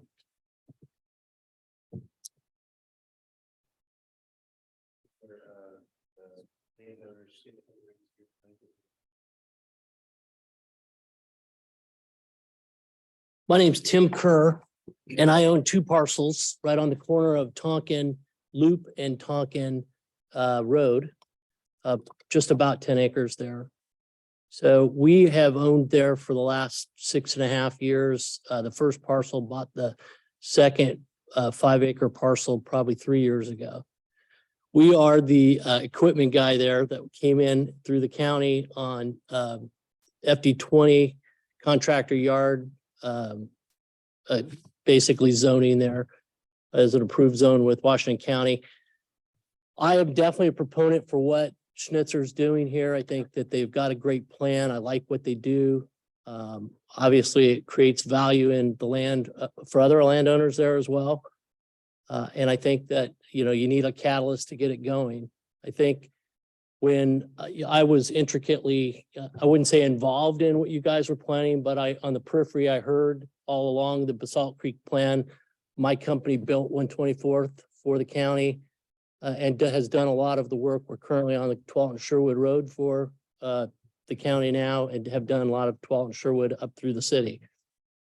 I think what I heard tonight was, one, we need a catalyst to get this thing going. 2, I think that when the MP zoning talked, there was good intention there, but as anything, you need to be flexible and you need to move with where the market is. And I think you guys are seeing and hearing that that's what's going to drive this development right now. And for that, that's all I had to say. Any questions? Thank you.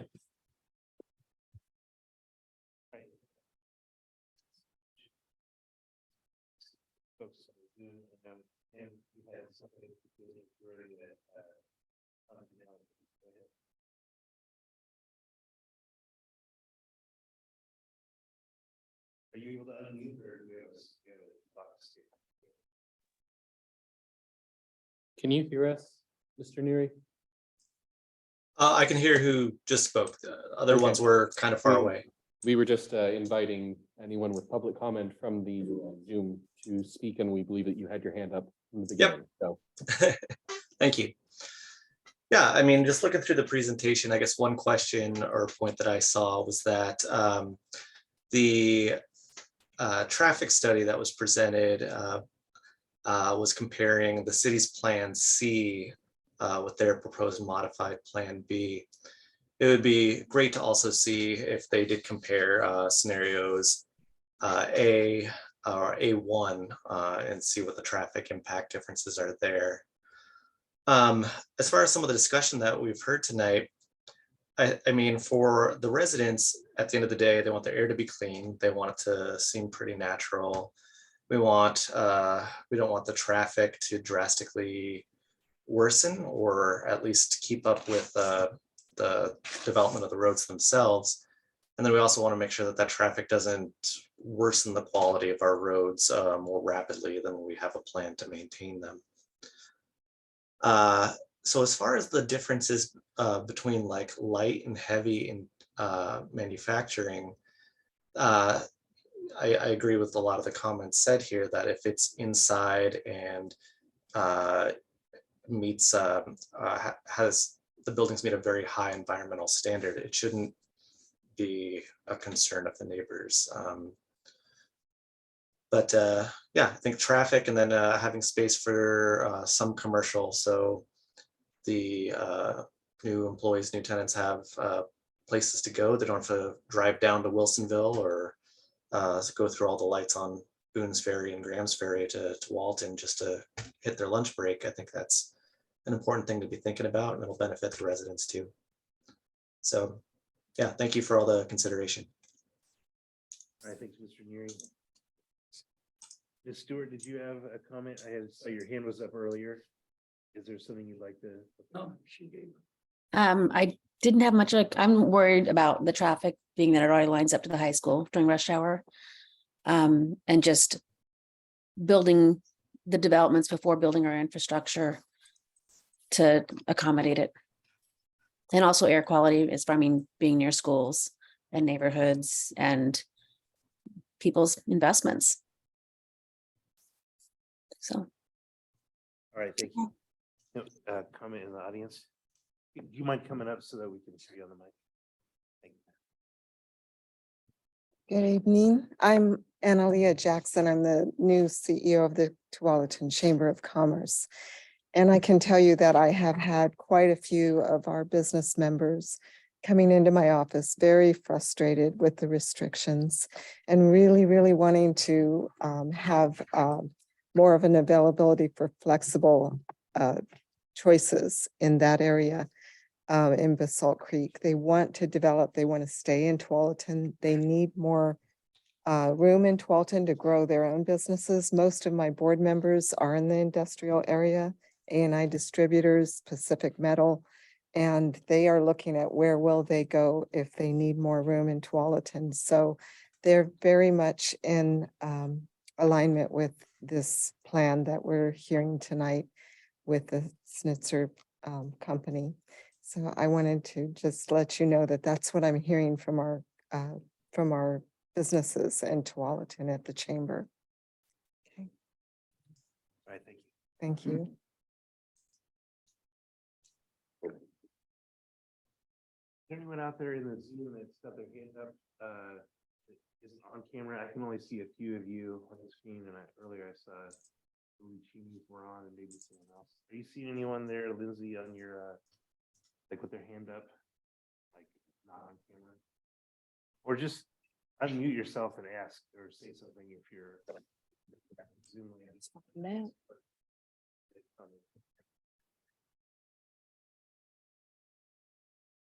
There we go. Yeah, of course. move to the view, to the grid. Or the grid, okay. The gallery. Yeah.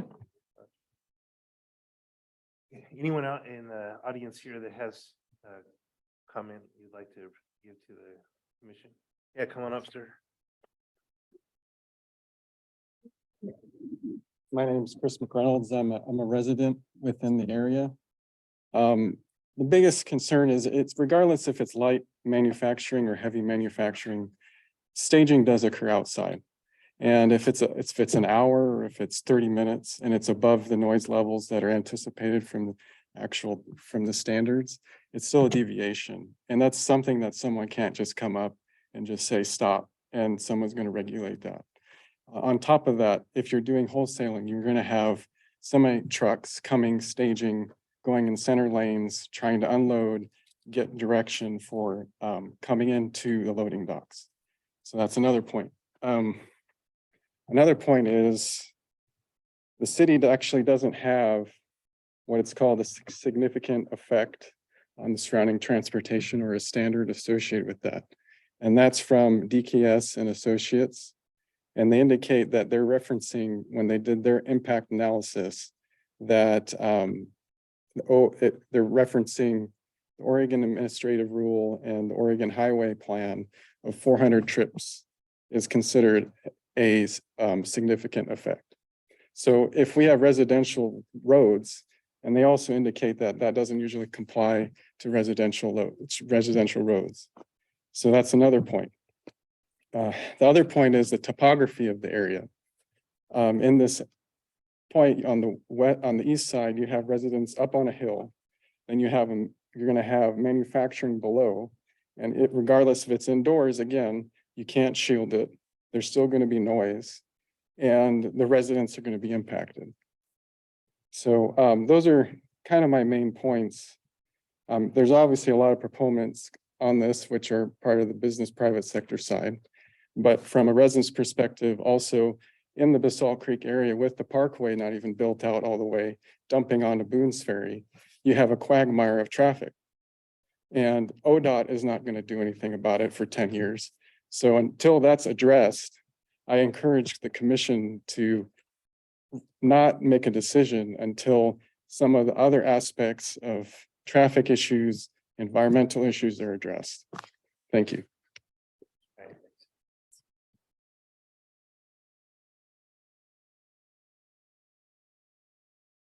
All right, any other comments from the public, either on the Zoom call or here in the room?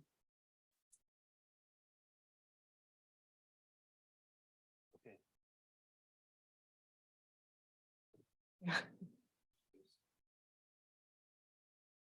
We haven't, what are your thoughts? So if someone has one, they can go ahead and go first, as it were. Yeah. I'm still going back to, council guidance to us was, they're like, encourage flex space, incorporate neighborhood commercial. There was a space. What was the council guidance on session for space? Is that a component? I don't think so. I mean, I think that the Parks Department. Warehouses, encouraging the flex space, incorporate commercial uses and maintain green spaces. Okay, gotcha, maintain. So, and admittedly, that was last May, and they haven't had a report back on this from us or from staff. Is that correct, Aaron? That's my understanding. Our last proposal didn't make it before the stakeholders came in.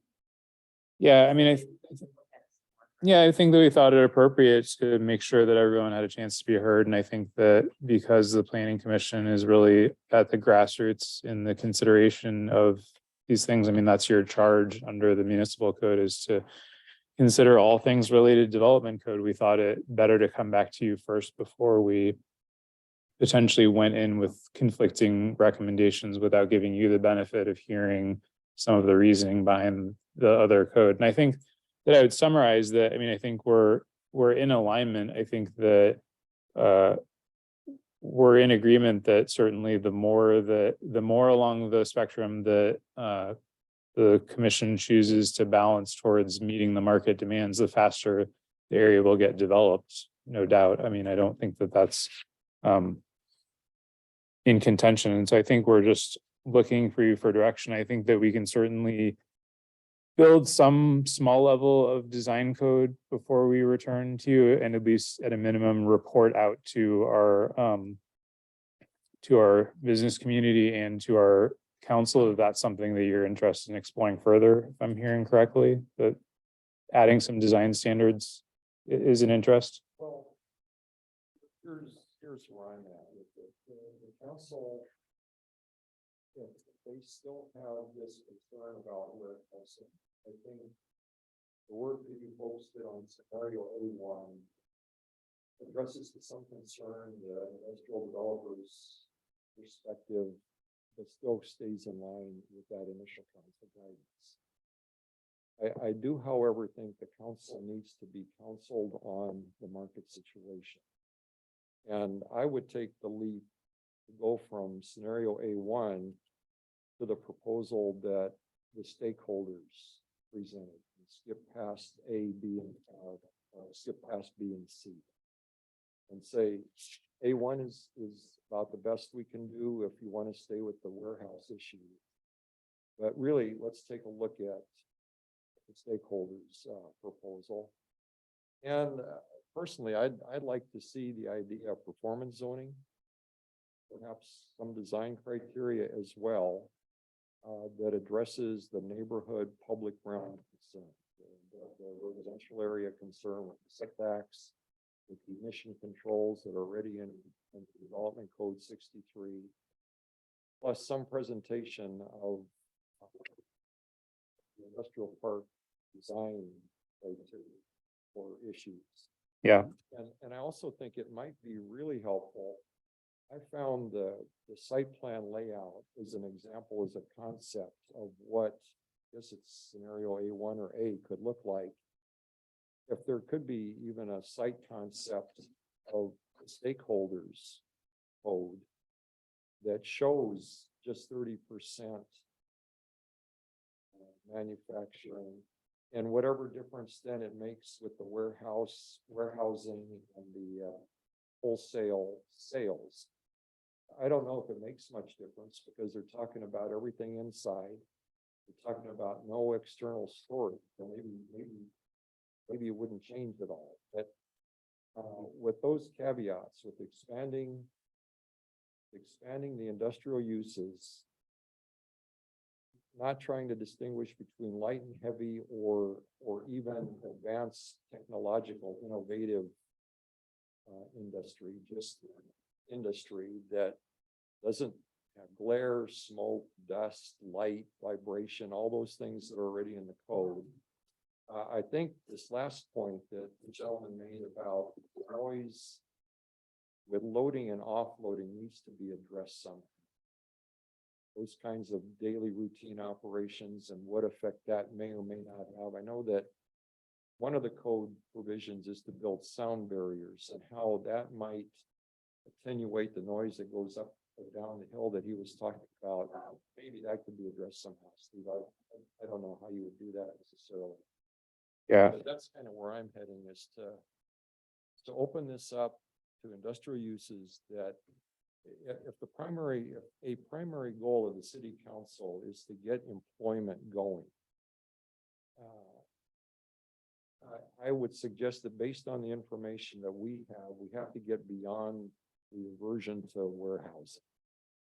And if they want employment, get employment going, I think we have to expand the uses. And I would expand the uses in such a way that the impacts on the residential development in the public realm are minimized. That would be the guidance I would give to you, Steve. It does. I think that, and just to clarify, so the primary differences between scenario C and the stakeholders proposal is that there's not the requirement of a 10-acre site. It's just sites generally. And so you're okay with that. And then the other distinction is the transportation study, which is probably not really a needed requirement given that warehousing has less trip generation than manufacturing, and that as part of all development, they'll have to go through a traffic study. Yeah, the one that in my mind is I don't know under the current proposal with no heavy industrial, we're just talking light industrial uses. I don't know what the trip generation from so-called light. It doesn't, I mean, only our code makes that distinction, I think is kind of the point, is that we just say manufacturing is one ITE code versus other types of uses. You know, the traffic is gonna be 124, Tonkin, or Grace Ferry or Williams Ferry, so. But whatever happens, that needs to be. And I think what we pointed out, and I mean, this is in our draft traffic study, is that adding a warehousing component, which we modeled in ours, and we modeled it for the whole district. And we also included daily trips, which is an area where warehousing tends to actually come closer in parity. PM peak and AM peak trips, warehousing is generally less than other comparable uses, whereas daily trips, it tends to align more closely. And so our study includes both the total daily trips as well as the PM peak hour trips.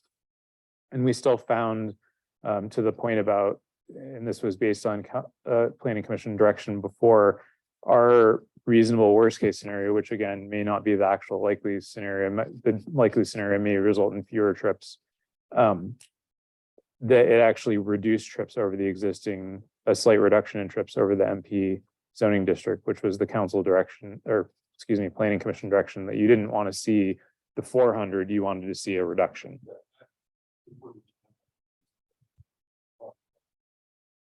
But we were, I mean, that was part of, Didn't want it, no, created more, but if it still fits within that. and you guys didn't make it like that, then- it's in the packet. Yeah, I didn't want to add, but I was last one. We did not, yeah. And so that was, I guess the only issue I sort of see is we do build really fast. Also, we hit all these things that we sort of. I mean, it doesn't necessarily make sense because anytime you build, you're always going to have more transportation. But like from our other projects and stuff we've seen, like we already know that Wilsonville ramp on I-5 is already not going to meet. It's already below. It's already failing. You know what I mean? And so from other projects, so it will hit all this sooner. Is the only thing. So I think that's just. I mean, not saying you can't build, but I think it's just a consideration that the faster you build, the sooner you hit all these things. And I don't know if that improves it because then, like you said, oh, that will take a while to get out there, but. I mean, it's just something yeah. to consider, right? At some point, I mean, we're gonna have to do, built year traffic studies for each development. And so at some point, the development is going to, I mean, either they're gonna have to build the facilities or they're gonna have to wait for them to be built at some point. I mean, right now, like, for example, when we did the Autumn Sunrise development, it showed that, in the built year that when it went online, that it wasn't going to need construction of the Basalt Creek bridge crossing between Grams and Moons. At some point, some development is going to come along and show that in the built year, they're going to need that built. And it's going to be a holdup. I don't know at what point that'll be. We just know that over the long term, it anticipates all of the transportation improvements in the transportation system plan, which include some of the overcrossings and things like that being built. And so that is something that we know as a future need. Yeah. Curious as to if anyone could speak to the history of Basalt Creek being urban growth boundary, or being within the urban renewal district. The history of it. Yeah, it seems like there's like sufficient market demand for this land that, all the land's being rolled up in a year and bundled up. Why does it need urban renewal? I mean, I think I'll give a brief answer and then have Jonathan opine. I mean, I think to some extent the need for urban renewal is based on the assumption that it would remain manufacturing park zoning. I think that as we took a look at the manufacturing park zoning and looked at the market trends, obviously we're hearing like this is we have our economic report from Leland that basically presented like this is where the market is heading. And we have this kind of other end of the spectrum, the aspiration of like, we want these limited uses to happen. And so the urban renewal was designed to allow the aspirational uses to happen. It basically is the idea that like, if we fund and build the improvements, that uses that wouldn't pencil to pay for their own infrastructure would be more likely to site themselves in this area. So it's this idea of like, this is the last of our industrial area. And so potentially as a city, as a policy-making body, we're comfortable with land being, fallow for a short-term period in order to get potentially better, higher and better development out of it. And I think what we've heard tonight, and I mean, to some extent it's supported in our economic analysis, is that we can still get high good use out of what the market will support.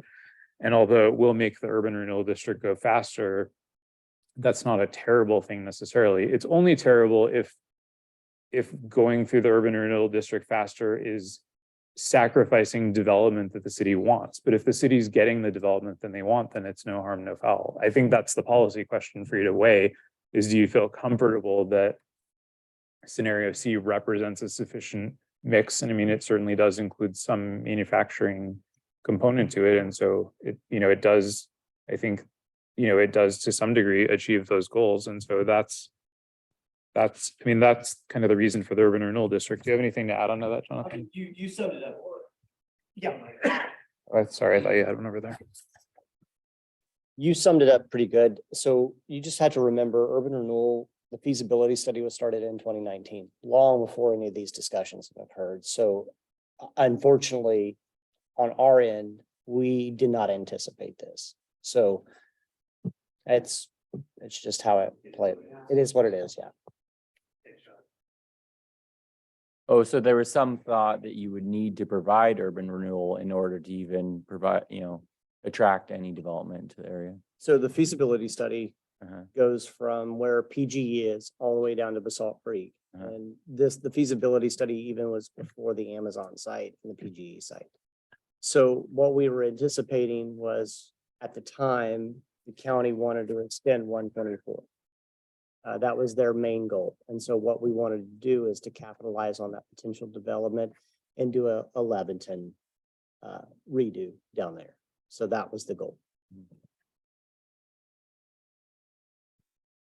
I'd say just my 2 cents on the topic would be is if that's what was the policy goal, then we don't need to immediately jump into the first deal that comes to us. Like, it was meant as a tool to kind of help facilitate the types of jobs and type of economic development that we want.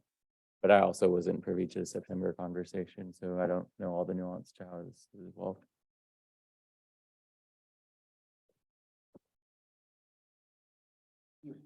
I'm looking at our map here, and the closest commercial is that little neighborhood commercial carved out on the east side of Berry. That's correct. And I know I'm just going back to that guidance from council on how to incorporate that. That's what's in my head right now. And I mean, I'll say that within the context of this is Title IV Metro land, so we have limits on how much commercial we can add. We really push the envelope as much as we can, both understanding that we have to create a scenario that doesn't overburden the traffic system. On one hand, we also have certain square footage limits on uses, and that we also want to make, identify uses that are feasible and, have that potential to create some like actual in real life trip decrease where you're at least having shorter trips or local trips.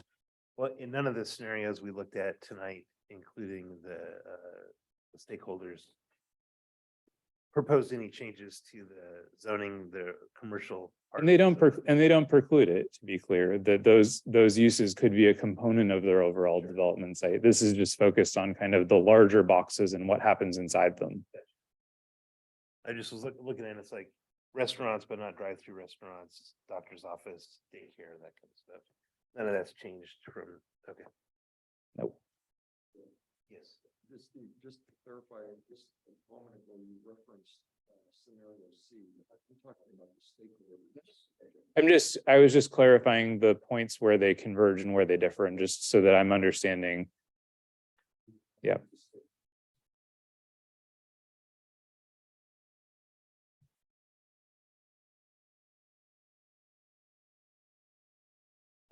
Randy, I liked your idea of like like in my terms, it's the performance-based metric.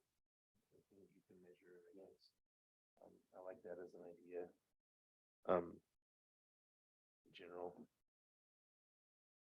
So I think we need to send this information to council. And I'd like to send it to them with a recommendation if we can hammer one out tonight for them. They don't necessarily have to, but I'd like to give them what our recommendation is if we can come up with one. And if I may interject, I think even generalized guidance is fine, and you can leave us to try to create a code and that we would return to you with based on their feedback on your guidance. So it doesn't necessarily need to be super specific. Oh, so you're saying perhaps we give you some guidance, you'll come back with it. Yeah. Obviously, if you have things that you like where Randy just likes stakeholder scenario with regard to the warehousing and wholesale uses, we can certainly just use that. But I mean, if you have other ones where you're saying design standards based on like some level of building materials and then like screening of uses, just understanding kind of what those are at a high level is sufficient.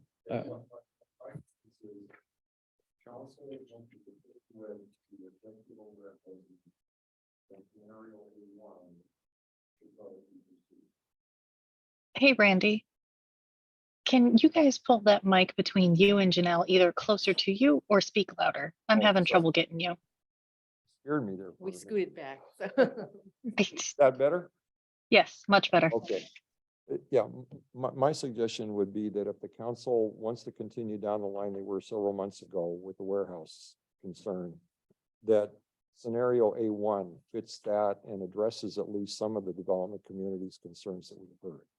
However, in light of what we've read and heard and new information we've received, I would suggest that we ask the city council though to consider the stakeholders' proposal with the other additions of eliminating the distinction between light and heavy uses. Just go kind of I don't want to use a term that's already defined somewhere, but a general kind of industrial purpose.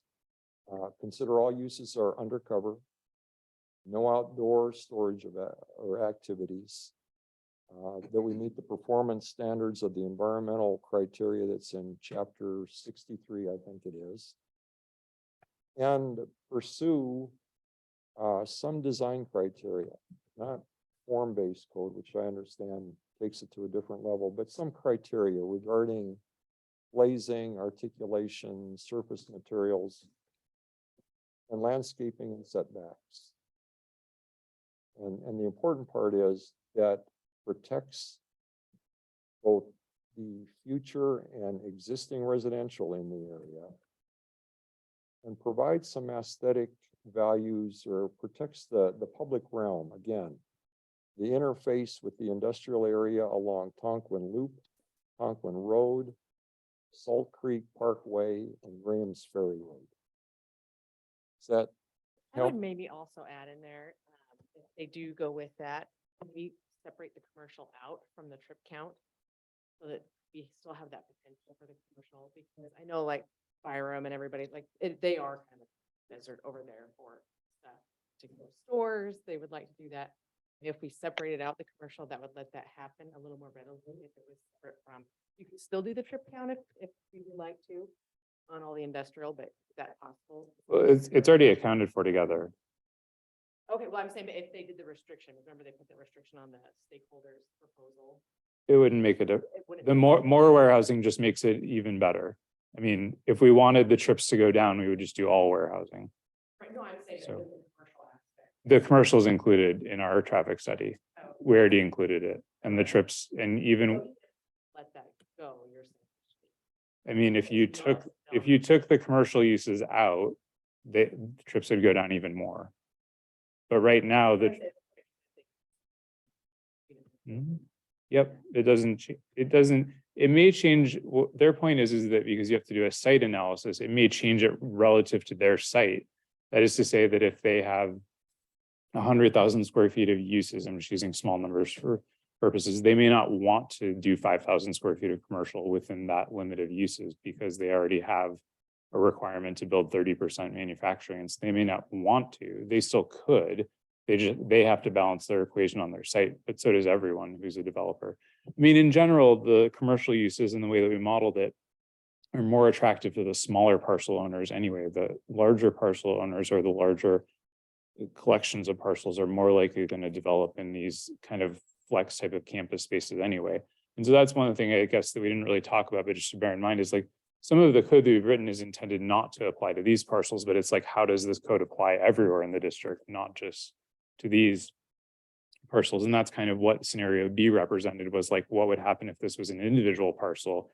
And that was based on a earlier example that we were given by the stakeholders prior to them giving us the concept that included a campus. And so had we had the benefit of that at the time, we wouldn't have written scenario B at all. We just felt at this point, in order to give you a full accounting of where we've been over this journey, we should show you the scenario. I appreciate that you guys have provided a gradient. I understand the idea of jumping straight from A to the modified version presented. We should also keep in mind that part of the purpose of this is not just to get it developed as quickly as possible, but is intentionally to foster uses that might not match or without some form of artificial restriction. That seems to be one of the goals of the city council, to encourage particular directions of growth that might not be the most immediate use of the space. So just before we jump all the way to a recommendation to the council that they take the amended suggestion from the stakeholders currently there, that we remember that as well. If I heard Chair Beers right, I think maybe the suggestion to council was a recommendation for them to consider the proposed changes to B in addition to the original ones presented in A, to further define if their intentions for the space had changed. Yeah, that's pretty close, Ursula. Like we had already recommended the original scenario. Now we have a bunch of new information. Council, it's been almost a year since we've had any communication with them on this. So before I'm hesitant to recommend a proposal to them without checking with them and see, are we still on the right path? But also this is an opportunity to give them a recommendation based on what we've learned now, and say, here's what we've learned. This is what we think you should do with it. Please let us know if that's correct or if you want to go a different direction. And I'm not sure what the right vehicle is. Like, is it me going to a city council meeting? That's what we would ask of you if it's okay with you. And so I think that even if you have potentially an array of opinions from your fellow commissioners, that you can kind of present the spectrum to them. Obviously, if you have a recommendation that's clearer and better, to go for it. And I think that we'll try our best to develop some kind of like draft refinements of the code. I mean, for our purposes, the distinctions between, and that's why I was asking the question, Commissioner Leddick, the distinction between the stakeholder proposal and C are fairly minimal. And I don't think, I mean, I think that they're pretty close to the same. Like the differences that we have in our C are, you know, I don't see any reason why, if you like C, I think the stakeholders version is just as good. Do the percentage set up? I mean, Yeah, it's the same. It's 35, 35, 70, 30. So, I mean, it's just a different way. It's just written a different way, but it's the same effectively. It's the same effect. If I remember correctly, one of the things they struck was the internal limits on percentage of use within each building. And said that That was from B. That was from B though. C didn't have internal limits. Did you guys write it before you received this? We wrote it before, yes. Yes, their stakeholder was in response to C. Oh.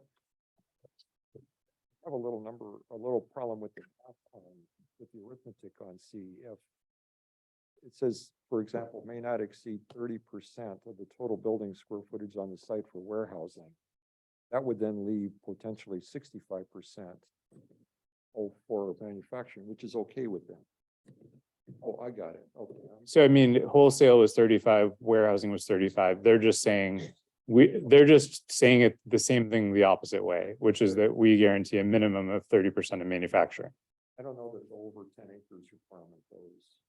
It was just based on the site. And like I said, we don't have any objection to striking that. And so my only comment was that if you like C, I think they're functionally similar. That's it. Okay. That was what I was just confirming, is just seeing if there was anything. There was a hang up on either. So I don't know if you want to take it to a vote here, Bill, or if you feel like you have what you need to present. I think so. I want a little bit more discussion. Talking about C in particular right now, like we agree that the stakeholders' proposal is the same functionally as the C that was presented to us. More or less. I mean, we had a 10-acre limit, but that was, I don't know that's not something that was fundamentally important to see. It was just based on the plan we were given. Could we So- pull up the amended version real quick, just so we can see the text proposed by the stakeholders, and we can take a look here side by side. I can compare them a little more close, because I don't, or Randy, if you'd be willing to share your printout, just so I can get a closer look at what. How they draw the stakeholder. He has the stakeholder. Okay. It's, I think the presentation's already down there. Oh, good, it comes out.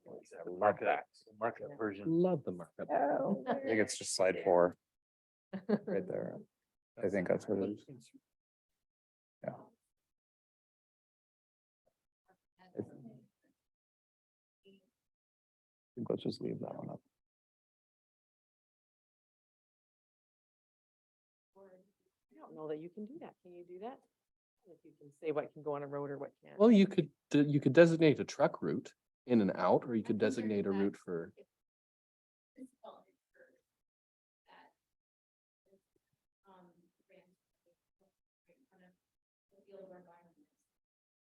If you have a ton of semi trucks or large vehicles trying to move in that area, it will become a mess. Like this area is. Most of our roads in the city are.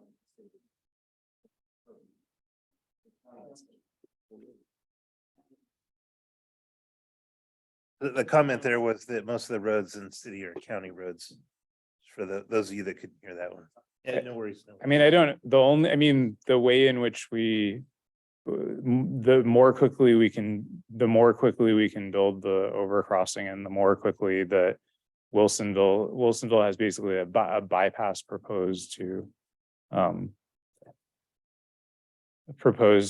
And so the more trips that go in the area, the more likely it is to be built, because those SDC dollars from development fund that future project, right?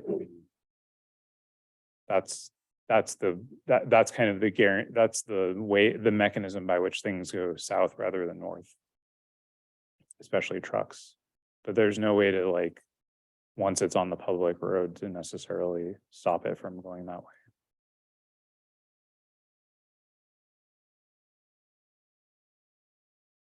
About trying to make sure things go that way. You have to hope that it's not as fast for them or as useful. I think that's the hope. It's like, that's what they're saying about hoping to get to I-5. Is you have to hope that they're just trying to get to I-5 as fast as they can. I think the expectation is that the Austin Riley development is going to add 400 plus cars to that area, and then you add in the additional today to that area, it's going to be inundated and a nightmare. Boone's Ferry is going to be a problem. Yeah. Yeah. That's for sure. That's gonna be true no matter what we do with the development. though. Yeah. That's an infrastructure issue. That's gonna dog it regardless.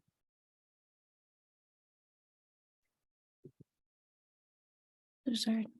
What?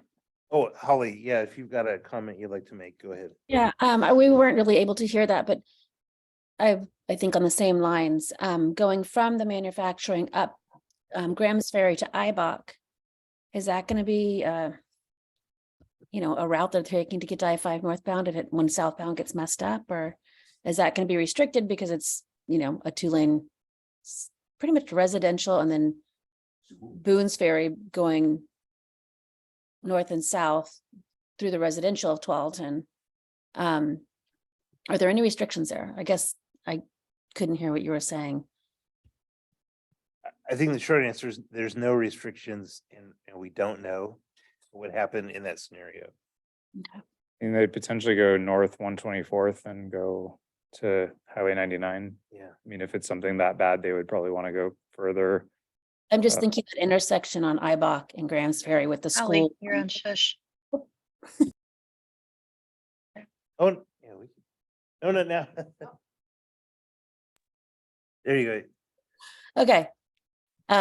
Just with the schools there and the mess there and getting off of Ibach Court onto Grams Ferry and that whole scenario there.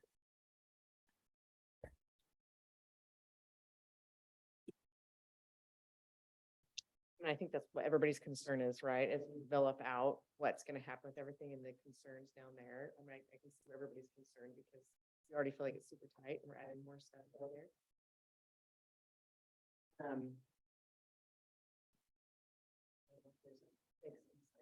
Other than the trip count, which is what we talked about, right? Because there's only so much you can do about limiting.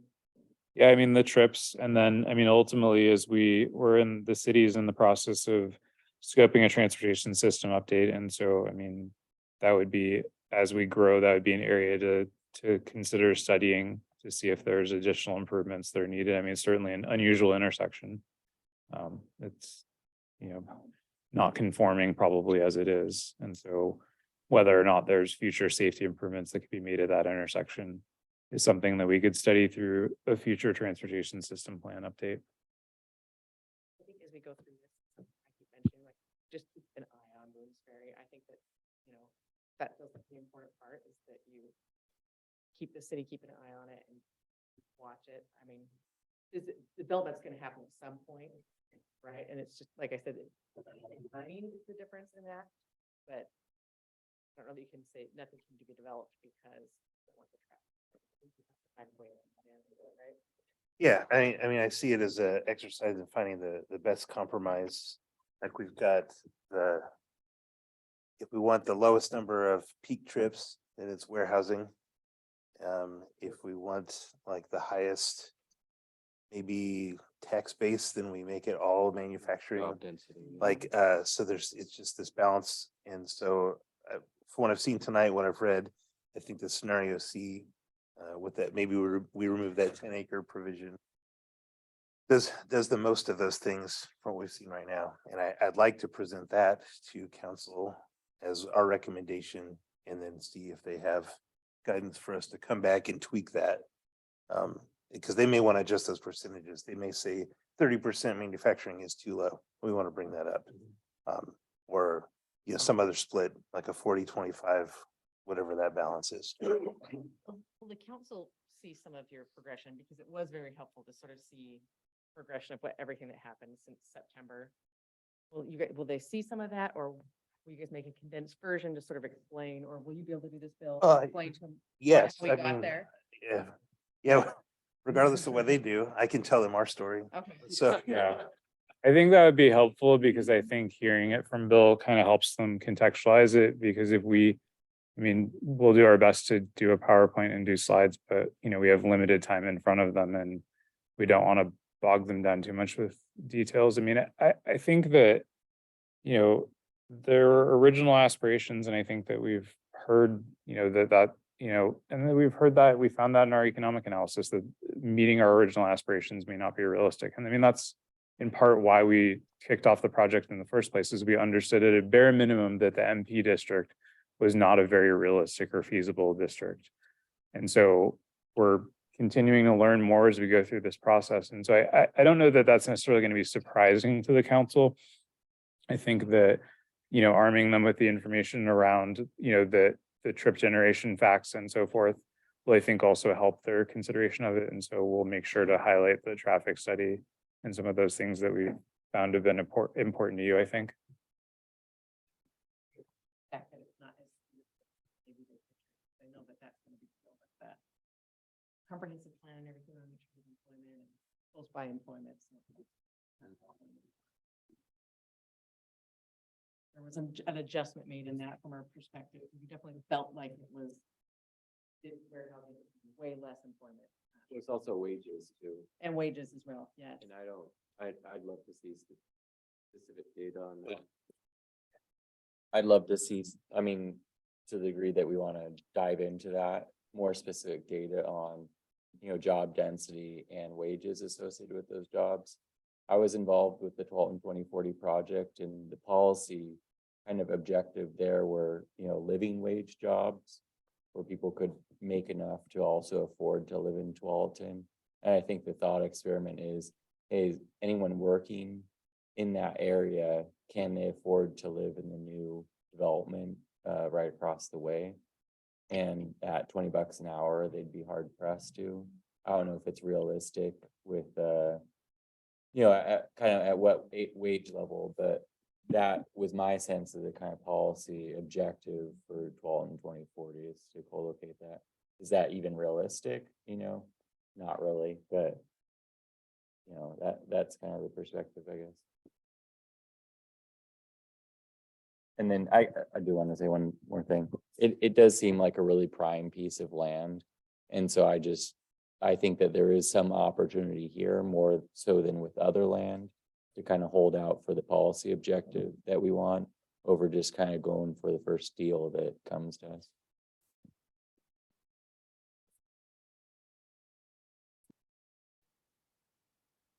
Okay, so I'm gonna make a proposal, and then if one of you seconds it, we can discuss it and then vote on it. And the proposal I want to make is this one that staff did see with the exclusion of the 10-acre provision. But is there anything else that any of you wanted to add into that before I go on the record as a proposal, recommended proposal? I do. Well, you're not on the commission though. Can I speak? Yeah, go ahead, make your comment. So scenario C, so it caps the uses at a percentage. And let's say we hit wholesale at, or warehouse at 35%, and we're completely leased out, and we have some vacant space, and we have a user that needs to expand and wants to stay and expand in that space, but we got to go over 35%. We go to 37%. We can't do that.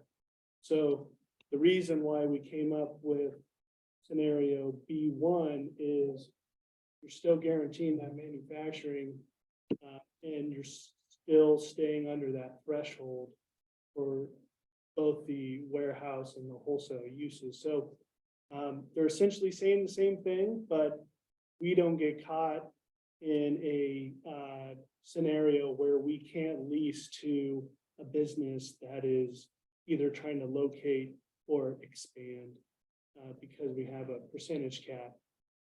We would have the flexibility of leasing to them because we would still be under the trip cap. If that makes sense. And I apologize. I should have added that we're neutral on either one. I think they're functionally similar, and the other one, to the extent that adds more flexibility, is we have no objection to that. Yeah, I'm sorry. So B1 is more flexible. is Yeah. what I'm getting. Within the So remaining 70%. it would allow up to 70% of one type as opposed to 35 of either, which I think is fine. And that's why I'm a proponent of C in that regard. Okay. Just based on the last guidance we had. Thank you. The last guidance we had from council. And so, You proponent of C specifically because it maintains those percentage. well, yeah, because the last guidance we had was they didn't want it to be a majority warehouse. That's my interpretation of what they said. And like, we're not enacting the plan map amendment and the plan text amendment. We're just making a recommendation tonight. So the stakeholders have a chance to tell their story. To tell their story to council, you know, the people who will make the decision. Go ahead, Randy. Yeah, I would be inclined then that you present them both, Bill, that, you know, C takes us with one arithmetical calculation where it's 35, where it puts limits on warehousing and wholesaling. Whereas the stakeholders' proposal doesn't do that so much. Yeah, you've got like a slush. Right, yeah. 70%, however One you wanna do reserves it. a third for specific use and leaves the rest flexible. The other divides all of them up roughly. into thirds, yeah, yeah. And just a point of order, we'll present all the scenarios regardless of the planning commission's recommendation to council. Because it's a work session, the stakeholders won't have an opportunity to present, so we're gonna have to do our best to summarize everything. But we will present them all. Like I said, I think they are slightly different, but they're functionally similar, and so we're neutral on that, but whatever the planning commission wants to recommend. The council, their policy, if they follow Daniel's concern about wanting to have certain kinds of uses, that's one. If they're wanting to get things going and get this ground developed, then they can lean the other direction. I guess that'll really be up to them. How you present it. Yeah. But it's great information. I mean, they've got a wide range here. I personally tend to lean towards the stakeholders option, but Okay, with that, I move that the Tualatin Planning Commission recommends to council staff scenario C with their removal of that 10-acre provision. Can you second that?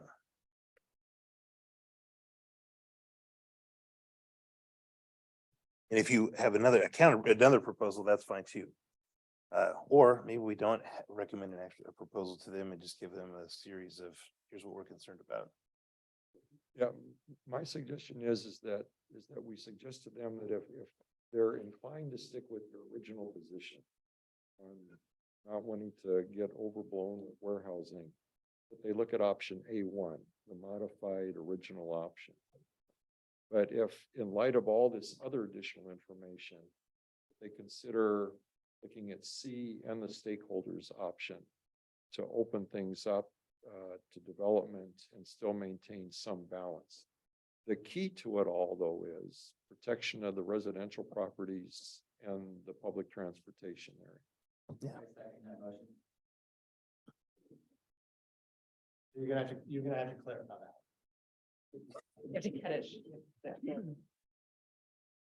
Okay, the motion is this. We recommend to the city council two approaches here. One, if they want to stick with their original concern about overdoing the warehousing area, that they consider looking at a scenario A1, which expands it a bit to address the stakeholders' concern. It still meets their primary concern. However, given the information that we now have, we recommend that they look at scenario C as well as the stakeholders option to get this activity going to a greater extent. Provide flexibility for the development community either with C or their stakeholders option. And at the same time, importantly, provide the protections for residential development as well as those main thoroughfares. The setbacks, the landscaping, so forth. This would include expanding the uses, eliminating the light, heavy, and Do we want to do something where we find, just make C and the stakeholder one, like, just make them the same? You said they're basically the same. Well, I mean, they differ in basically the C says 35% max for each, whereas the stakeholders proposal basically says 70% of any combination of the thing. And well, So we could make that like, once, just to clean line it a little bit, you know what I mean? yeah, I mean, yeah, I care, and that's why I was. You I say was you do care. You Yeah, do but I care about mean, the difference. I'm one Okay. of 7 on us on here, so I mean, yeah, that exactly, that's okay. Yeah. But I think, are you still prepared to second Randy's proposal there? Oh. It was like, council, you make the decision. Yeah. We Yeah. can't make a decision. Well, I mean, we've narrowed it down for them, if Plus, that's I what think we if end up you get doing. it down to 2. So if you I'd wanna- say 1A or the stakeholders. And I sort of feel like that too, get something or like turn C basically into what the stakeholders was, you know, get it close and say, here's the two options. If you want to keep it the way it is, not build out fast, that one, you see the strong case. Yeah. One A, I would make it as permissive as possible without impeding on.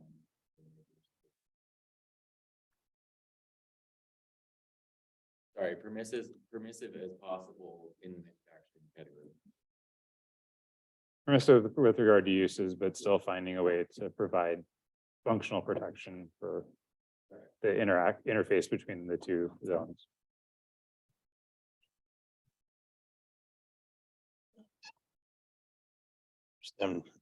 Drafting Just, and yeah, suggestions. here, I'm trying to play all my brevity skills.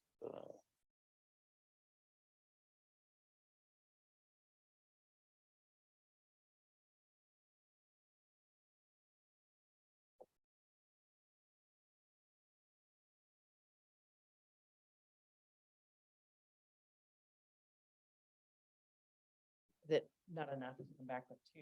Do you feel like you can come back with that? No, I'm think two is fine. Okay. Yeah, two is And fine. they'll get everything Okay. from staff. Sure. Yeah, and I think as Bill pointed out, I mean, they may have their own druthers on yet another scenario based on those two. I mean, I think that again, the information that's important to them is we've learned a whole bunch of different things since we originally met with them. And I think that's kind of where you're getting at, Commissioner Ledick, is like, if you want to stay on this path, here's what we're recommending. But if you are also, like we were, swayed by this information, here's what we think would be a couple of good choices for you to do. I think it's really about job and food and wages from a policy perspective. And so I'd be really curious, like, what is the genuine data on comparing those two types of uses? If they are roughly comparable, then I might say that. But if there is substantial difference, then I think that would. I mean, I think between the two analyses, it showed that really like that neither of them is, I mean, that wages on average wages on manufacturing are falling to the point where they're roughly meeting the rise in wages of warehousing.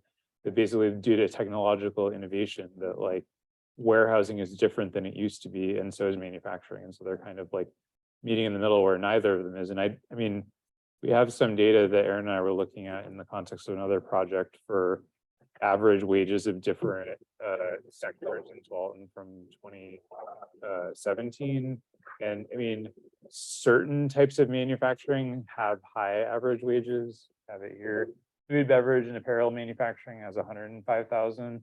But then, I mean, when you look at some of the like other types, you know, miscellaneous manufacturing is only $60,000. And so that's obviously, even with two households, it's not enough to be, I mean, that still puts you at like less than or roughly like within, you know, 100 to 120% of area median income for a family of four. And so that's not, I mean, you're not buying a house on that money. Yeah, and I think the hope was building the land so that there's a possibility, or, you know, say a higher likelihood that the higher wages being available.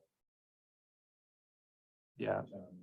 So Maybe I'm totally off. Steve's correct. And I'm gonna be very frank, if that was the market dynamic, Intel would have looked and have approached the city of Tualatin and everyone that is represented here.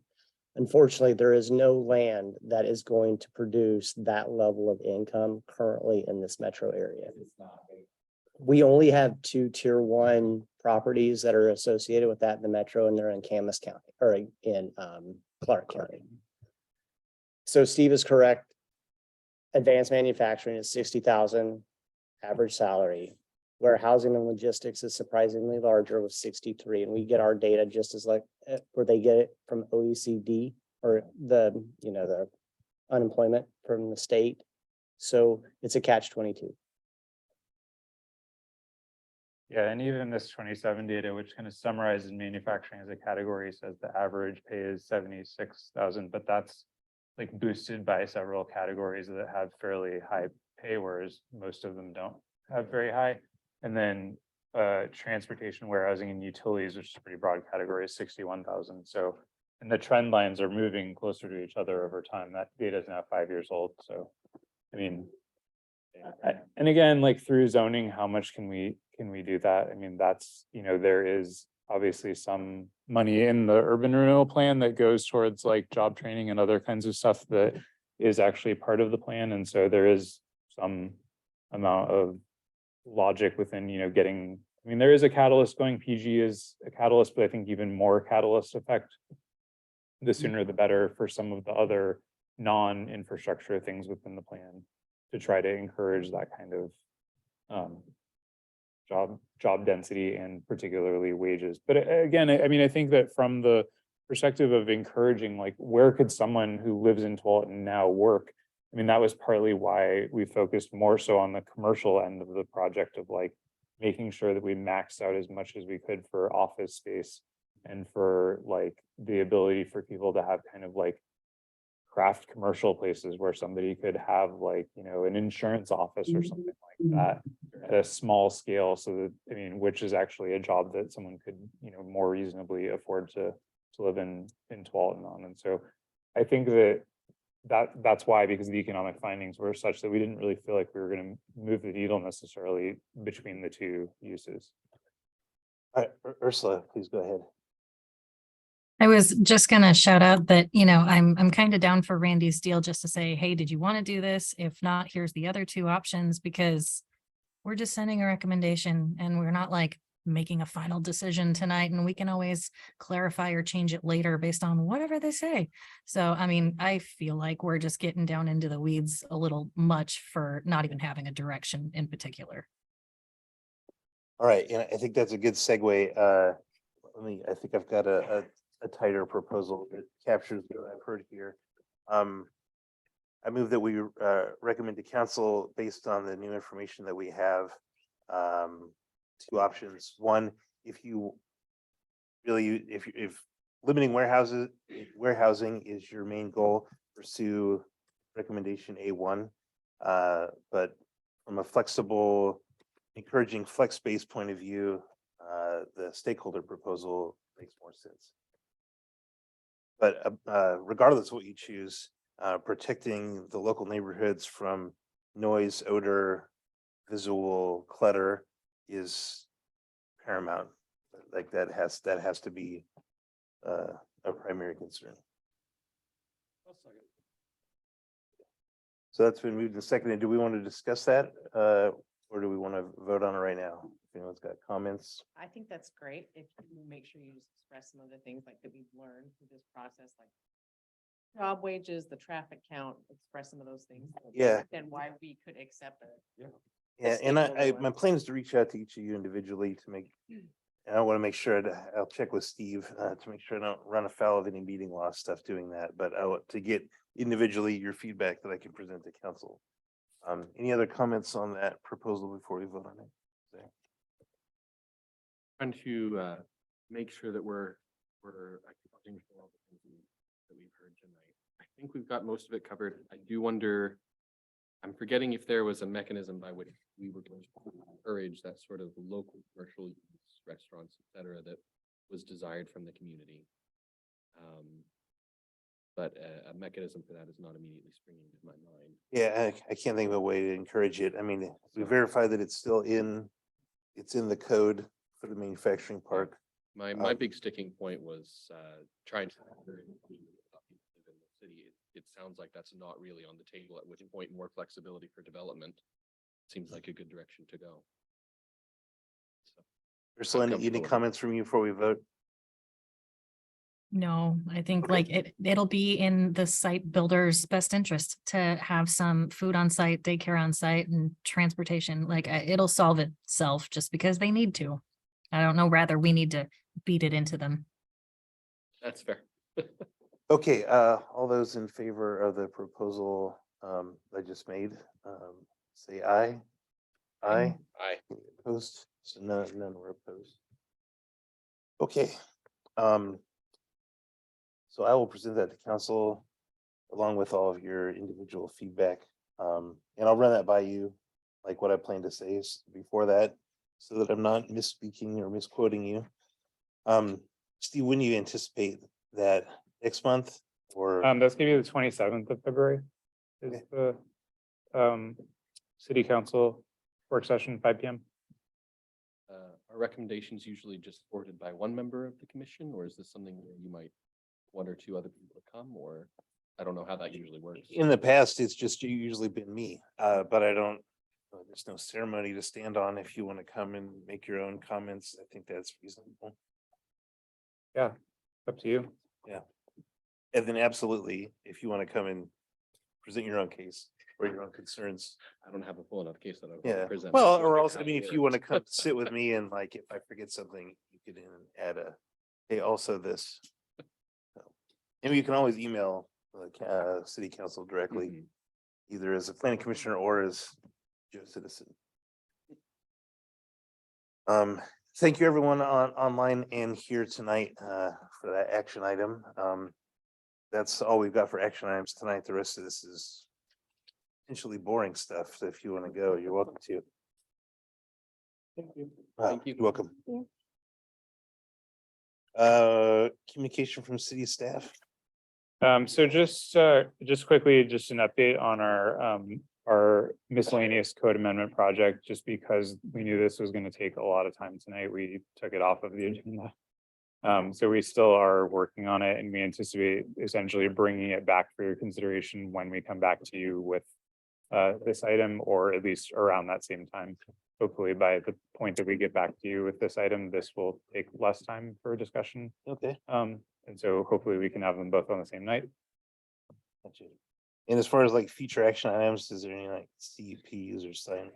Nothing else on the horizon directly. We do have an update. So Commissioner Weimer is on our equitable housing strategic funding plan project that we're working on. And so do you know what date we're anticipating coming in March? Let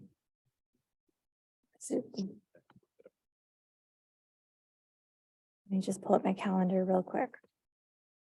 We've been working on a project which is basically it's a sub action of the housing production strategy, which you viewed before council adopted that in 2021. And so we're going to bring you a project update on that. It's more so financially based. So there's not necessarily like code amendments that relate to it. There are other parts of that housing production strategy that do speak to potential code updates, but basically because the financial updates impact where and when or whether affordable, particularly housing, could get built, we thought it appropriate to keep you in the loop. Okay. We were considering March 16th. March 16th, so that would be a future date. Go ahead, Daniel. Are we impacted by the parking? Yes. So yeah, that's. So the first phase of it, which was effective, is climate friendly and equitable communities. And I can provide a more full update next time we meet on that. But basically the first phase of that is in effect as of December 31st, 2022. And that basically says that it's primarily for apartments and then a bunch of other kind of miscellaneous uses, like things that we don't have in here, like single room occupancy, like type of uses. For some of those uses, it prohibits parking. For apartments, it basically says that that you can't require more than one parking space per unit. And so that we don't have that in our code. And it's not, it's just effective through state law. But so that's, and then for smaller units, like if the unit is below, I think it's 750 square feet, yeah. You can't require parking for those units. So if someone builds like micro apartments, they don't need to build any parking. Again, they can build more parking, but we can't require them to build parking. That's phase one, yeah. And then phase two, I'll just end on this note, is where in our climate area, which is basically our downtown, our town center, which is kind of similar to the urban renewal area for downtown. And then our transit corridor, which is a little bit more complicated, and I'll get into an explanation of that when I present on the topic. You can't require parking for basically most uses within those two areas. And the transit corridor is kind of odd because it goes like all the way over to the hospital, like on Borland, for example. Which is kind of quirky. So I'll provide more information and a more full presentation on that one. Maybe at the March meeting so that we can tag team those two if we don't, depending on if we have anything in February, which we may not. All right, commissioners, anything else from us?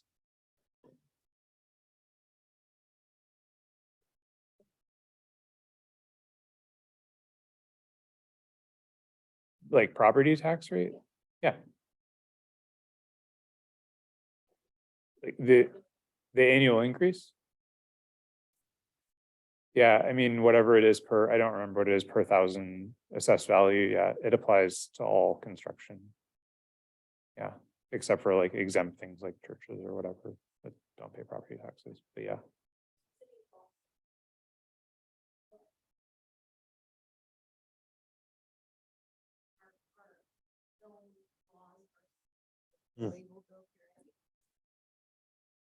Oh, is it very? Sure. Well, in the second, the guy that came up after Schnitzer, like, he made that case also essentially, like Yeah. every other developable land is developed.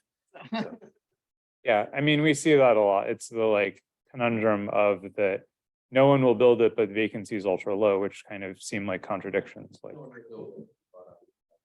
Yes, in the last year. When it was zoned that. Without a yeah. decision made.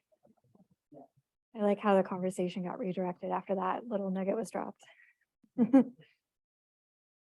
Well, thank you guys. Thanks for hanging in there, everyone. all right, will someone give us a movement to adjourn? Motion to adjourn. Okay, we're adjourned. Thank you, everyone. Thank you, Ursula.